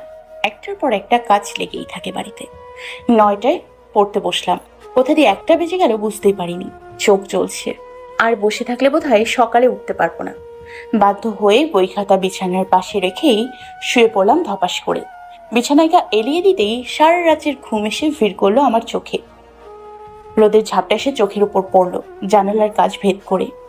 কাল জানালা অফ করতেই ভুলে গেছিলাম, কিন্তু মনে হচ্ছে এটা অফ না করেই ভালো হলো। কিন্তু তাও অনেক দেরি হয়ে গেছে। যেখানে আমি 6টার আগেই উঠে পড়ি, সেখানে আজ অনেক দেরি করে ফেলেছি। আমার একটা ঘড়ি আছে, সেটা হাতে নিয়ে আটকে উঠলাম। 4:30 বাজে। লাফিয়ে বিছানা থেকে নামলাম। এত বেলা কখন হয়ে গেল? আমার মনে হচ্ছে এই মাত্র তো ঘুমালাম। বাথরুমে গিয়ে কোনো রকম চোখে পানি দিয়ে দৌড়ে বেরিয়ে এলাম। তাড়াতাড়ি কাজ শেষ করতে হবে, আজকে আমার পরীক্ষা আছে। 10টা থেকে পরীক্ষা, তাড়াতাড়ি কাজ শেষ করতে হবে। আমি জানি যে এগুলো আমার কাজ, এগুলো কেউ ছোবে না। আজ না করলে এগুলো এভাবেই পড়ে থাকবে। বাইরে এসে ঝাড়ু নিয়ে দোতলায় চলে গেলাম। উপরে প্রত্যেকটা রুম ঝাড়ু দিয়ে এখন ইহান ভাইয়ার রুমের সামনে দাঁড়িয়ে আছি। সেই দিন রাতের পর আর ভাইয়ার সাথে আমার কথা হয়নি। ভাইয়াকে দেখতে বলতে শুধু খাওয়ার টাইম দেখেছি। এছাড়া ভাইয়া বাসার বাইরেই থেকেছে সব সময়। কালকে ইমাপুর থেকে জানতে পারলাম ভাইয়া নাকি একটা কলেজে জব নিয়েছে। তার নাকি ভাইয়াকে অফার করেছিল, তো ভাইয়া সেখানে জয়েন হয়েছে। এজন্য আরো বাসায় থাকা হয়নি। এটা অবশ্য আমার ভালোই হয়েছে। ওই দিনের পর আরো ভাইয়ার সামনে যেতে আমার আরো বেশি লজ্জা লাগে। ভাইয়াকে দেখলে আমার হার্টবিট ফার্স্ট হয়ে যায়। কেন এমন হয় বুঝি না। সে তো আমার ভাই, তাকে দেখলে আমার এত লজ্জা কেন পায়? লজ্জায় কুকড়ে থাকি। কিন্তু অদ্ভুত বিষয় হলো ভাই আমার দিকে ভুল করেও তাকায় না। এই যেমন খাবার যখন টেবিলে রাখি, ভাইয়া খাবার টেবিলে একদম রেডি হয়ে বসে থাকে। কি সুন্দর লাগে দেখতে। ভাইয়ার দিকে তাকালে আমার বুকের ভেতরটা কেমন তোলপাড় শুরু হয়ে যায়। আমি লজ্জায় কুকড়ে ভাইয়ার দিকে আর চোখে তাকাই, কিন্তু অদ্ভুত ভাইয়া আমার দিকে তাকায়ও না, কথাও বলে না। আগে যেমন ভাইয়া দেখা হলেই হাসতো, একটা দুটো কথা বলতো, কিন্তু এখন ভাইয়া আমার মুখের দিকে তাকায়ও না। ব্যাপারটা আমার বোধগম্য হয় না, আর আমি এত পাত্তাও দিই না। ওদিকে আমার পরীক্ষার সময় হয়ে যাচ্ছে। 1 সপ্তাহ ভাইয়ার রুমে আসিনি, ঝাড়ুও দিইনি। কোনোভাবে কাটিয়ে লতাকে দিয়ে ঝাড়ু দিয়েছি। কালকে আমাকে বলে দিয়েছে ও আমার হয়ে ঝাড়ু দিতে পারবে না, ওকে নাকি আরো অনেক কাজ করায়। অবশ্য আমার চাচি কাউকে বসিয়ে খাওয়ায় না। একটা দীর্ঘশ্বাস ফেলে দিয়ে দরজা খুলে ভেতরে ঢুকলাম। অদ্ভুত, ভেতরে ঢুকে ভাইয়াকে দেখতে পেলাম না। সারা রুমে চোখ ঘুরিয়ে ভাইয়াকে না পেয়ে কোথায় আছে জানার প্রয়োজন বোধ করলাম না। তাতে ঝাড়ু দিতে লাগলাম। তখনই বাথরুমের দরজা খুলে ভাইয়া বাথরুম থেকে শুধু প্যান্ট পরে বেরিয়ে এলো। আমি আচমকা ভাইয়াকে খালি গায়ে দেখে আমার শরীরে কাঁটা দিয়ে উঠলো। ভাইয়ার ফর্সা শরীরে বিন্দু বিন্দু পানি জমে আছে, মাথা থেকে ফোঁটা ফোঁটা পানি নিচে পড়ছে। ভাইয়ার গালের খোঁজা খোঁজা দাড়িতেও পানি লেগে আছে। আমি বিস্মিত হয়ে ভাইয়ার দিকে তাকিয়ে আছি। ভাইয়া আমাকে দেখে চরম অবাক, হয়তো আমাকে আশা করেনি। আমি লজ্জায় তাড়াতাড়ি মাথা নিচু করে ফেললাম আর তাড়াতাড়ি ঝাড়ু দিতে লাগলাম। ভাইয়া তাড়াতাড়ি বিছানা থেকে নিজের শার্ট নিয়ে ভেজা শরীরেই পড়তে লাগলো। ভাইয়া হয়তো এইভাবে আমার সামনে এসে লজ্জা পেয়েছে। আমি তাড়াতাড়ি কাজ শেষ করে দরজা খুলে বের হতে যাব, তখনই ভাইয়া আমাকে পেছন থেকে ডেকে উঠলো। ভাইয়ার কণ্ঠ শুনে আমি ওখানেই জমে দাঁড়িয়ে পড়লাম। পেছনে ঘোরার সাহস করলাম না। উষা, এদিকে তাকা। উষা ইহানের কথা শুনে চমকে উঠল, কিন্তু ইহানের কথা অগ্রাহ্য করতে পারল না। উষা আস্তে আস্তে ঘুরে মাথা নিচু করে দাঁড়িয়ে আছে। নিজের পায়ের বুড়ো আঙুল ফ্লোরে শক্ত করে চেপে ধরে সেদিকে তাকিয়ে আছে। জি ভাইয়া।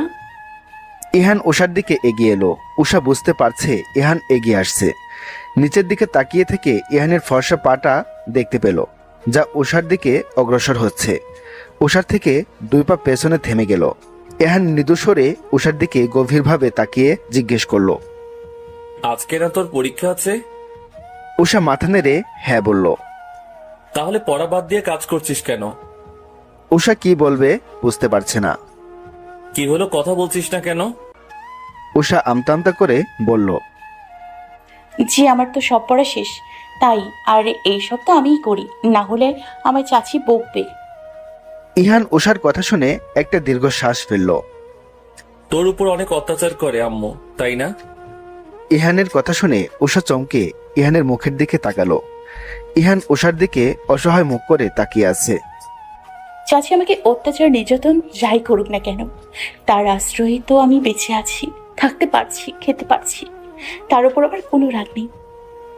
উষা মুখে হাসি ফুটিয়ে বলল, কই, আমাকে তো খুব ভালোবেসে চাচি, অত্যাচার কেন করবে? ইহান অবাক হয়ে বলল, ভালোবাসে? দেখেন না, ভালো না বাসলে কি আমি এই বাসায় থাকতে পারতাম? পারতাম না। খাচ্ছি, পড়ছি, সব তো তাদের জন্যই, তাই না? কিন্তু আম্মু তো তোকে দিয়ে অনেক কাজ করায়, যা তোর জন্য কষ্টকর। করাই, তাতে কি? এসব করে আমার খারাপ লাগে না, আর লাগলেই বা কি, এসব ধরতে নেই। অন্যের বাসায় থাকছি, খাচ্ছি, পড়ছি, তাদের টাকায়, সব তো তাদের দয়া। এসবের জন্য হলেও একটু করা দরকার। ভাইয়া আমার মুখের দিকে হা করে তাকিয়ে আছে। আমি চলে এলাম। যাদের খাচ্ছি, যাদের দয়ায় আমি বেঁচে আছি, তাদের বদনাম আমি করতে পারবো না ভাইয়া। চাচা আমাকে যতই দুধছাই করুক, তবুও তো তার কাছে থাকতে পারছি। তারা আমাকে লাথি ঝাঁটা দিলেও বাসায় তো আশ্রয় দিয়েছে, না হলে কোথায় পড়ে থাকতাম আমি। নিচে আসতেই চাচির মুখোমুখি হলাম। চাচি আবার মুখে যা আসে তাই বলে বকাঝকা করতে লাগলো। আমি সেসব গায়ে মাখলাম না। রান্নাঘরে গিয়ে দেখলাম আজকে রান্না সব শেষ। বাসন মেজে নিয়ে টেবিলে খাবার দিলাম। সবাই এসে বসেছে। ভাইয়ার দিকে তাকিয়ে আমার নজর আটকে গেল। ভাইয়া সাদা একটা শার্ট পরেছে, হাতে ঘড়ি, কি যে সুন্দর লাগছে দেখতে। আমি হা হয়ে তাকিয়ে আছি। তখনই ভাইয়া আমার দিকে তাকিয়ে হাসলো। আমি অবাক হলাম, কতদিন পর ভাইয়া আমার দিকে তাকিয়ে হাসলো। ইস কি মিষ্টি হাসি! ভাইয়া হাসলে এই গালে টোল পড়ে, যা আজকে বোঝা যায় হালকা দাড়ির জন্য। কি সুন্দর হাসি! উষা, তুইও আমাদের সাথে খেতে বস। ইহানের কথা শুনে উষা থমকে গেল। উষা ইহানের মায়ের দিকে তাকিয়ে দেখে রেগে ইহানের দিকে তাকিয়ে আছে। ও কেন আমাদের সাথে বসবে? ও রান্নাঘরে পরে লতার সাথে খাবে, আমাদের পর। আমাদের সাথে বসলে সমস্যা কি? আর আজকে ওর পরীক্ষা, আগেই খেয়ে কিছুক্ষণ পরে না হয় পরীক্ষা দিতে যাবে। পরে খেলে তো অনেকটা সময় চলে যাবে। সেসব আমার দেখার বিষয় না, ও আমাদের সাথে খেতে বসতে পারবে না, ব্যাস। ইহান কিছু বলতে যাবে, তখনই ইমা বলল, মা, এমন করছো কেন? খেতে দাও না, আজকে ওর পরীক্ষা শুরু। আজকে অন্তত ঝামেলা করো না। উষা, আয় আমার পাশে বস। উষার সাথে সাথে মাথা নেড়ে বলল, আপু, আমার কোনো দেরি হচ্ছে না, তোমরা খাও, আমি পরে খেয়ে নিবো লতার সাথে। ইমা উষার কথা শুনলো না। উঠে এসে উষাকে জোর করে টেনে খাবার টেবিলে বসালো। উষা চমকে হতভম্ব হয়ে বসলো, ভয়ে ভয়ে সবার দিকে তাকাচ্ছে। তখনই ইহানের মা চিৎকার করে বলে উঠল, এই অলক্ষণে বাচ্চা এখানে বসলে আমি এই খাবার টেবিল ছেড়ে উঠে যাব। চাচির কথা শুনে আমার আত্মা কেঁপে উঠলো। থমকে আমি টেবিল ছেড়ে উঠে দাঁড়ালাম। চোখ ঝাপসা হয়ে গেল। আমি আর কারোর দিকে না তাকিয়ে দৌড়ে আমার রুমে চলে আসলাম। উষার বান্ধবী নিশা উষাকে জিজ্ঞেস করলো তার মুখটা এত কালো কেন, আর সকালে খেয়েছে কিনা, আর বলল আজকেও তার চাচি তাকে বকেছে কিনা। কথাটা আমার দিকে তীক্ষ্ণ নজরে তাকিয়ে বলল নিশা। নিশা আমার একমাত্র ফ্রেন্ড। ওকে কিছু বলার আগেই বুঝে যায় সব। মেয়েটা খুব ভালোবাসে আমাকে। ও জিজ্ঞাসু দৃষ্টিতে তাকিয়ে আছে আমার দিকে। আমি শুকনো মুখে হাসি টেনে বললাম, কই না তো, কিছু হয়নি আমার। পরীক্ষার জন্য চিন্তা করছি, তাই আমার মন খারাপ। নিশা পেছন থেকে উঠে এবার উষাকে ঠেলে বেঞ্চের কিনারে থেকে ভেতরে ঢুকে উষার পাশে বসে উষাকে বলল একদম মিথ্যা কথা না বলতে। নিশা জানে ওর চাচি তাকে কিছু একটা বলেছে, তাই সকালে না খেয়ে এসেছে। সত্যি আমি সকালে খেয়ে আসিনি। খাবো কিভাবে? এই সবের পরে কি খাওয়া যায়? আমি তখন দৌড়ে নিজের রুমে এসে কান্না করছিলাম। তারপর নিজেই নিজেকে সান্ত্বনা দিয়ে কান্না থামিয়ে ফেলি। আমার নিজেই সান্ত্বনা দিতে হবে, এটাই স্বাভাবিক। আমার তো আর কেউ নেই। তারপর দেখি 9টা বেজে গেছে। তাড়াতাড়ি কোনো রকম রেডি হয়ে ব্যাগ নিয়ে বেরিয়ে আসি। আসার সময় একবার আমার নজর টেবিলে গিয়েছিল। অদ্ভুত, তখন দেখতে পেয়েছিলাম ভাইয়ের টেবিলে নেই। আমি এত কিছু না ভেবে হেঁটেই কলেজে চলে আসি। হেঁটে আসার জন্য আধা ঘন্টার উপরে সময় লাগে। আসার পর ক্লাসে বসে পড়ি। পরীক্ষা শুরু হতে আরো 15 মিনিট আছে, আর নিশা আসেনি। মন খারাপ করে বসেছিলাম। তার একটু পরেই নিশা আসে, আর আসার পর থেকেই আমার মন খারাপের কারণ খুঁজে যাচ্ছে। নিশার কথার মাঝে বেল পড়ে। নিশা আমার পেছনে গিয়ে বসে পড়ে। আমার পাশের জন এখনো আসেনি। বেঞ্চের দুপাশে দুজন করে বসছি। স্যার এসে সবার সিটে খাতা দিয়ে দিল। মন খারাপ যতই হোক, সেসব একপাশে ফেলে রেখে পরীক্ষা দিতে মনোযোগী হলাম। 15 মিনিট পর দৌড়ে হাঁপাতে হাঁপাতে দরজার কাছে এসে দাঁড়ালো আমার পাশের জন। সে নাকি জ্যামে আটকে ছিল। 2 ঘন্টা পরীক্ষার পরে বুঝতে পারলাম পেটের ভেতর তীব্র ব্যথা অনুভব হচ্ছে। গলা শুকিয়ে আসছে। সকালে না খাওয়ার জন্য মাথা ঘোরাচ্ছে। 2 মিনিট চোখ বন্ধ করে থেকে লিখতে বসলাম। কোনো রকম 3 ঘন্টা পরীক্ষা দিয়ে বাইরে এসে পানি খেলাম অনেকখানি। যেন এই পানি দিয়ে আজকে পেট ভর্তি করার ইচ্ছা। কিন্তু পানি যতই খাও, পেট তো ভর্তি হবে না। এহান 2টো ক্লাস করিয়ে বেরিয়ে এসে ক্যান্টিনে বসে আছে। কফি অর্ডার দিয়ে কফি খাচ্ছে আর উষার কথা ভাবছে। আজকে ওর জন্য উষাকে এভাবে কষ্ট পেতে হলো। ও যদি উষাকে খেতে না বলতো তাহলে ওকে ওইসব শুনতে হতো না। উষার চোখের পানি বেয়ে পড়ছিল। ইহান কিছুতেই ওর চোখের পানি সহ্য করতে পারছে না। ওর বুকের ভেতর রক্তক্ষরণ হচ্ছে। কফিতে একবার চুমুক দিয়ে চোখ বন্ধ করতেই ওর চোখে উষার কান্নামাখা মুখটা মনে পড়ল। মেয়েটার আজকে পরীক্ষা, আর আজকেও এতটা কষ্ট পেতে হলো। নিজেকে খুব অপরাধী লাগছে ইহানের কাছে। চোখ খুলতেই সামনে তাকিয়ে দেখে কলেজের স্টুডেন্ট, সেকেন্ড ইয়ারের কিছু মেয়ে ইহানের সামনের সিটে বসে সিঙ্গারা খাচ্ছে, আর ইহানের দিকে কেমন করে যেন তাকিয়ে আছে। ইহানের কিছুটা আনইজি ফিল হলো। এইখানে জয়েন হওয়ার পর থেকেই ঝামেলায় পড়েছে। যেখানে যায় মেয়েরা এমনভাবে তাকিয়ে থাকে, ইহান যেন এলিয়েন, আর মেয়েগুলো এমনভাবে চেপে ধরে। টিচারের সাথে কোনো স্টুডেন্ট এরকম করতে পারে জানা ছিল না। মেয়েগুলো এত গায়ে পড়া। বিরক্ত ইহানের কপাল কুঁচকে আসে সবসময়, কিন্তু সব মেয়ে একরকম না। বিশেষ করে ওর সামনে যে দল বসে আছে, ওই দলটা একটু বেশি বেয়াদব। প্রথম দিন থেকেই কেমন চিপকে থাকতে চায়। ইহান তাকাতে সবগুলো হেসে উঠল। তারপর ওদের মধ্যে মনে হয় লিডার সেই মেয়েটা হাসি হাসি মুখে এদের সামনে দাঁড়িয়ে বলল, আসসালামু আলাইকুম স্যার, কেমন আছেন? মেয়েটার দিকে তাকিয়ে হাসার ইচ্ছা ছিল না, তবু হালকা হেসে সালামের উত্তর দিয়ে ভালো আছি বলল। আচমকা মেয়েটা প্রশ্ন করলো, স্যার আপনি কি বিয়ে করছেন? ইহানের কাছে মেয়েটার হাব ভাব একদমই ভালো লাগছে না। ইহান চমকিত হয়ে মেয়ের দিকে তাকিয়ে আছে। কত বড় বেয়াদব, এসে সরাসরি বিয়ে করেছে কিনা জিজ্ঞেস করছে। এদিকে ইহানের উষার কথা ভেবে মাথা গরম হচ্ছে। তারপর আবার এই মেয়ের যন্ত্রণা। ইহান রেগে দাঁড়িয়ে পড়ল। তারপর গডগড করে ক্যান্টিন থেকে বেরিয়ে এলো। পরীক্ষা দিয়ে বাসায় এসেছি 3টার সময়। আসার পর গোসল করে যা ছিল তাই খেয়ে নিয়েছি। তারপর রুমে এসে পড়তে বসলাম, কারণ কালকে পরীক্ষা আছে। চাচি বাসায় নেই। আজকে সকালেই নাকি সে তার বোনের বাসায় গেছে। আজকে নাকি সেখানেই থাকবে, কাল আসবে। বাসায় এখন আমি একাই। কলিং বেলের শব্দে রুমে থেকে বেরিয়ে দরজা খুললাম। ভাইয়া দরজার বাইরে দাঁড়িয়ে আছে। ভাইয়া আমার দিকে একবার অপরাধীর মতো তাকিয়ে ওপরে চলে গেল। লতা গোসল করতে গিয়েছে। এখন ভাইয়া খাবে কিনা জানার জন্য আমাকেই যেতে হবে তার রুমে। তাই আমি ধীর পায়ে ভাইয়ার রুমে গিয়ে নক করলাম। ভাইয়া ভেতরে আছে। আমাকে ভেতরে যেতে বলল। আমি ভেতরে না গিয়ে দরজায় থেকে জিজ্ঞেস করলাম, ভাইয়া আপনার জন্য কি খাবার রেডি করব? ভাইয়া শার্টের বোতাম খুলছিল। আমি ভেতরে যাচ্ছি না দেখে ওইভাবে ভাইয়া দরজার কাছে এসে আমাকে ভেতরে যেতে বলল। আমি ইতস্ত বোধ করতে লাগলাম। বুঝতে পারছি না ভাইয়া ভেতরে কেন যেতে বলছে, কিন্তু ভাইয়ার কথা ফেলতে পারলাম না। ভেতরে গিয়ে জড়সড় হয়ে দাঁড়ালাম। ভাইয়া আমার দিকে এক দৃষ্টিতে তাকিয়ে আছে। আমি নিচের দিকে তাকিয়ে এদিক ওদিক তাকাতাকি করছি। আচমকা ভাইয়া আমার কাছে এসে মুখ ছোট করে সরি বলল। আমি চমকে মাথা তুলে ভাইয়ার দিকে তাকালাম। ভাইয়া অপরাধীর মতো আমার দিকে তাকিয়ে আছে, যেন খুব বড় অন্যায় করেছে সে আমার উপর। মানে? সরি, আমার জন্য তোকে সকালে এত কষ্ট পেতে হলো।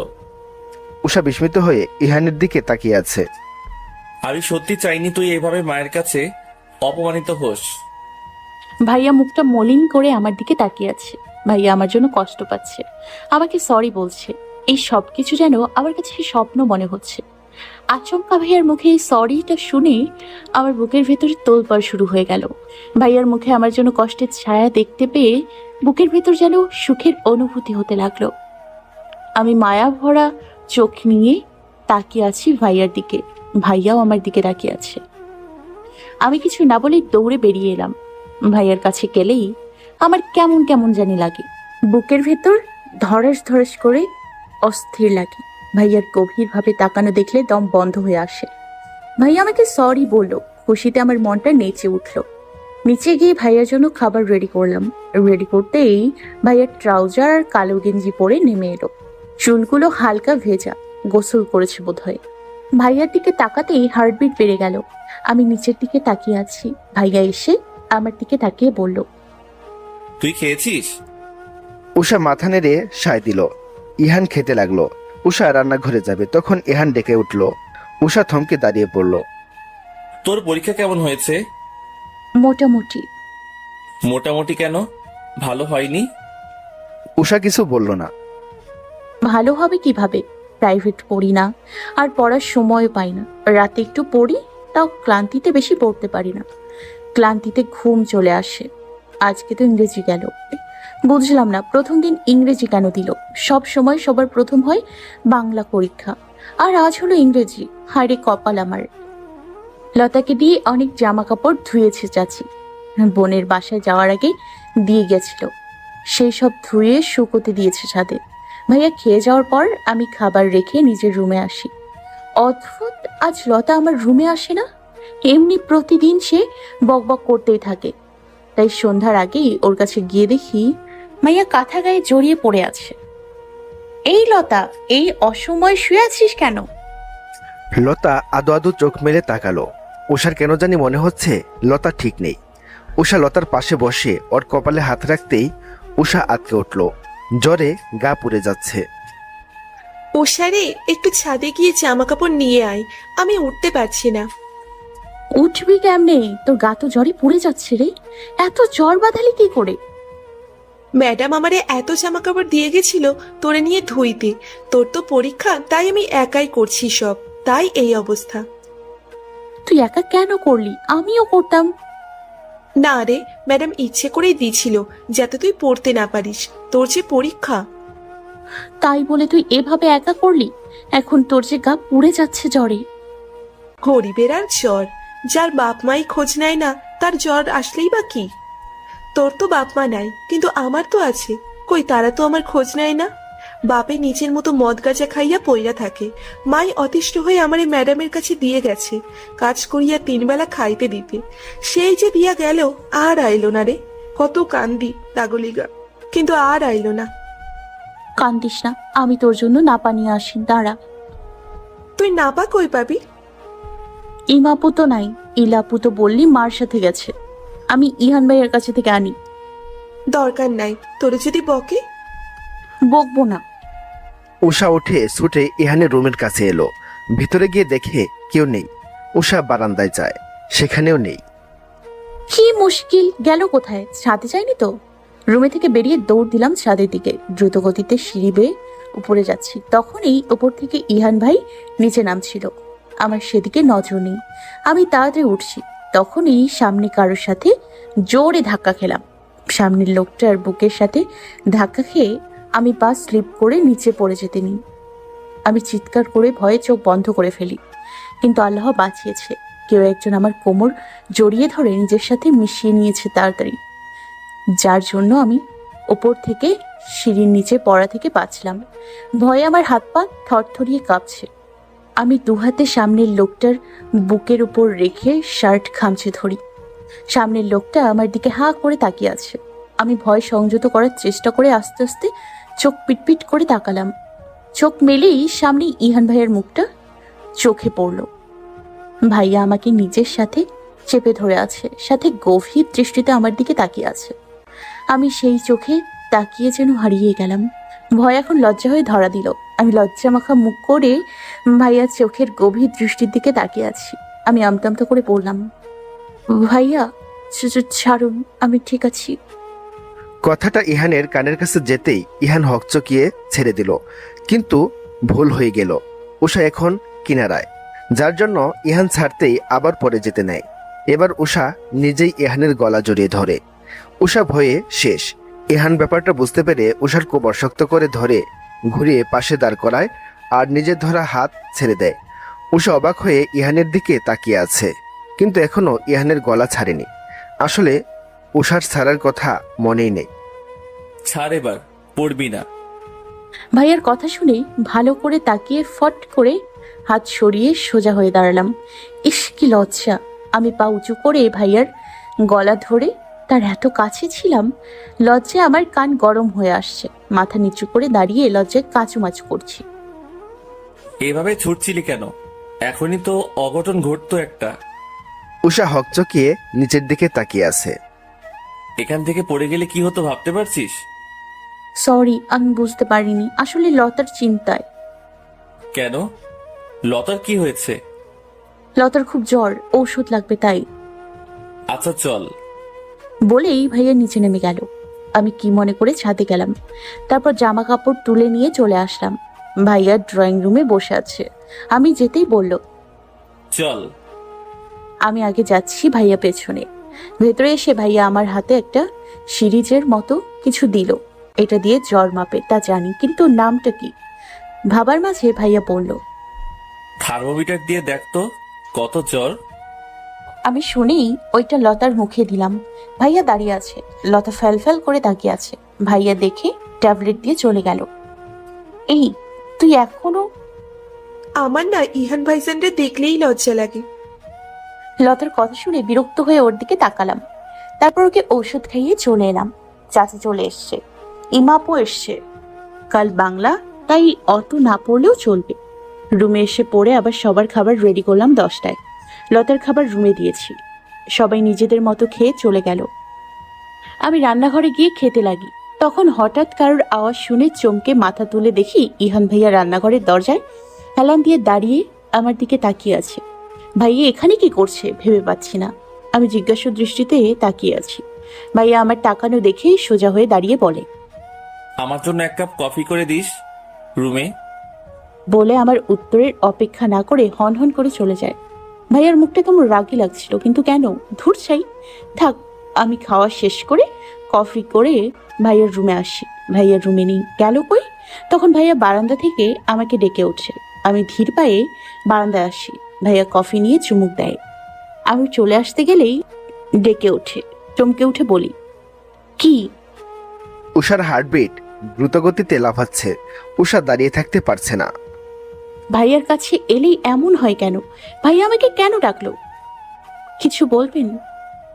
ইহান কফিটা পাশে রেখে উঠে দাঁড়ালো আর উষার মুখোমুখি হয়ে দাঁড়িয়ে বলল, তুই শুধু ডাল দিয়ে ভাত খাচ্ছিলি কেন?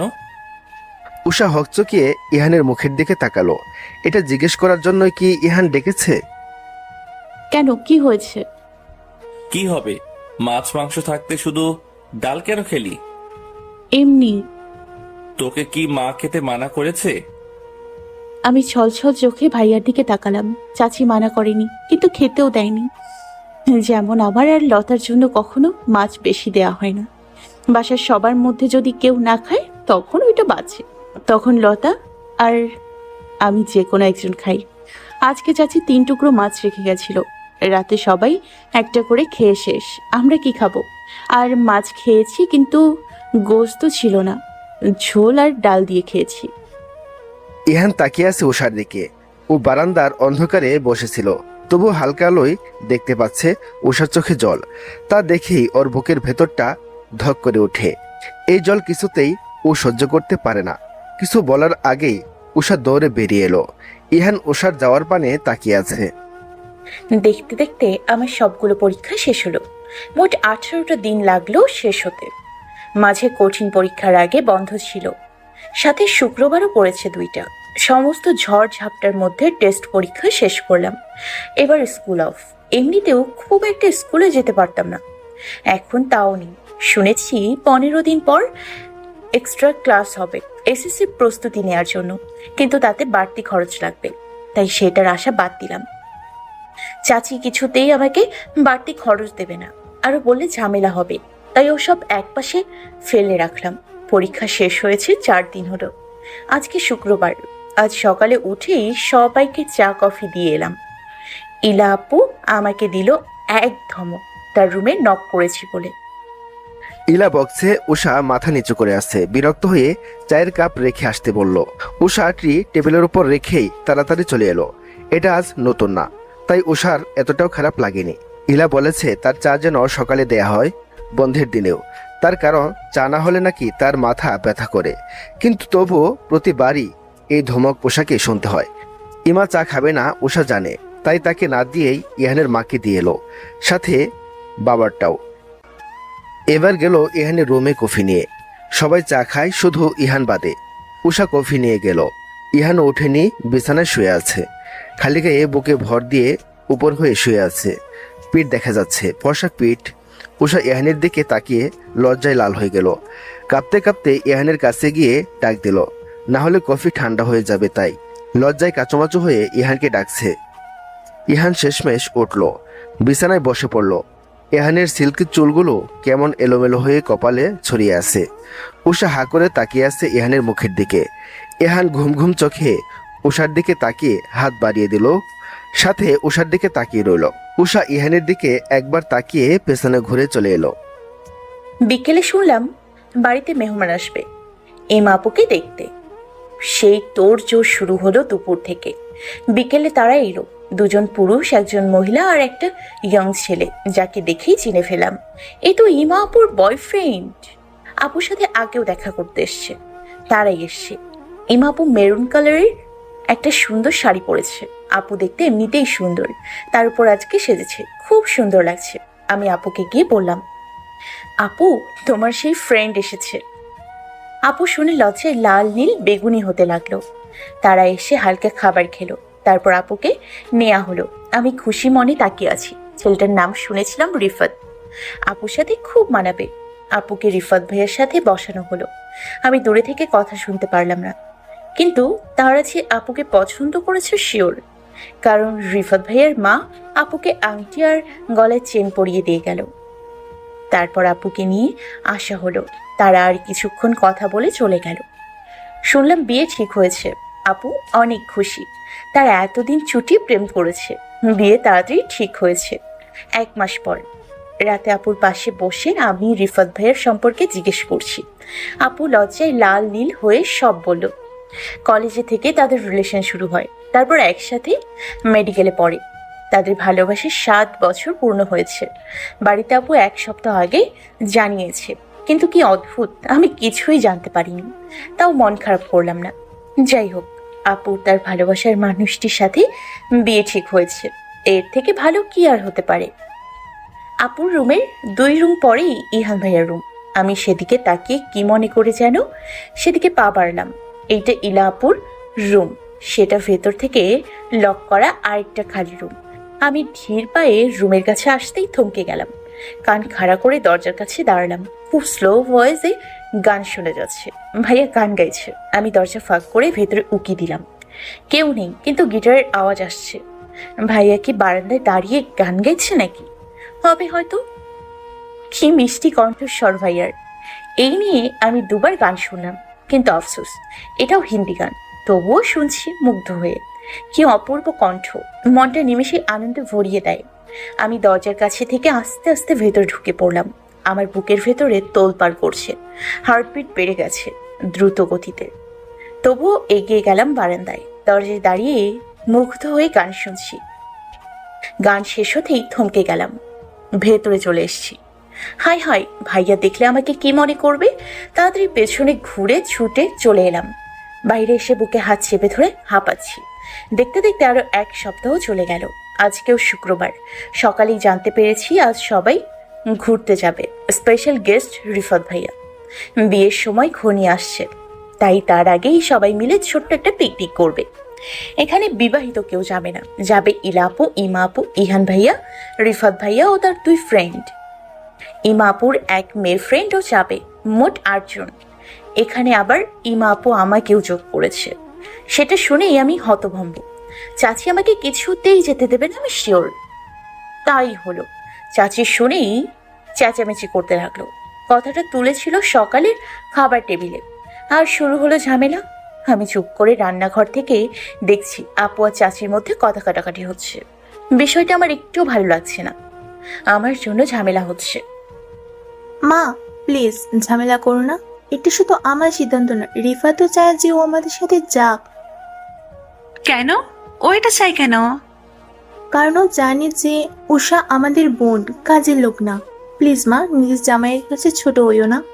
আর ও তো কোথাও যায়ও না, তো একদিন গেলে তো কিছু হবে না মা, প্লিজ। আর বেশি দিনের তো ব্যাপারও না, মাত্র 3 দিন। আজকে যাব আর মাঝখানে 2 দিন মা, প্লিজ। ইহানের মা খাবার ছেড়েই উঠে গেল, রাগে গমগম করতে করতে। রাজি হলো না। খাবার শেষ করেই ইমা উষাকে নিয়ে শপিং মলে এলো। উষাকে 2টা ড্রেস কিনে দিল। একটা লং ফ্রক কালো সাদা মিক্স, সাথে কালো ওড়না, আর একটা কামিজ। উষা নিবে না। এত করে না বললো, তাও শুনল না। এসব নিয়ে তাদের বেড়াতে যেতে হবে শুনে উষা চমকে উঠল। আপু কি বলছো? চাচি তো রাজি হয়নি। সেসব নিয়ে তোকে ভাবতে হবে না, আমি সব ম্যানেজ করে নিব। কিন্তু আপু। আমি তোর বড়, আমার উপরে কথা বলবি না। ইমার কড়া কথা শুনে উষা আর কিছু বলল না। গাড়িতে বসে আছি, আমার পাশে বসছে ইমাপু, তার পাশে রিফাত ভাইয়া, সামনে বসছে ইহান ভাইয়া ও রিফাত ভাইয়ার এক ফ্রেন্ড। আমাদের পেছনের সিটে বসছে ইলা আপু, ইমাপুর ফ্রেন্ড ও রিফাত ভাইয়ার আরেক ফ্রেন্ড। মোট 8 জন নিয়ে আমরা গাড়ি ফুল করলাম। পেছনের 2 সিটের প্রাইভেট কার ভাড়া করা হয়েছে, চাচিদের মাইক্রো গাড়ি আছে একটা, সেটাই 5 জন যাওয়া যেত। সবার হতো না, এজন্য এটা আনা হয়েছে। নিজেরাই ড্রাইভ করতে পারে, তাই ড্রাইভার আনেনি। আপনারাও ভালো থাকবেন, সুস্থ থাকবেন। আজকের মতো বিদায় নিচ্ছি, ধন্যবাদ।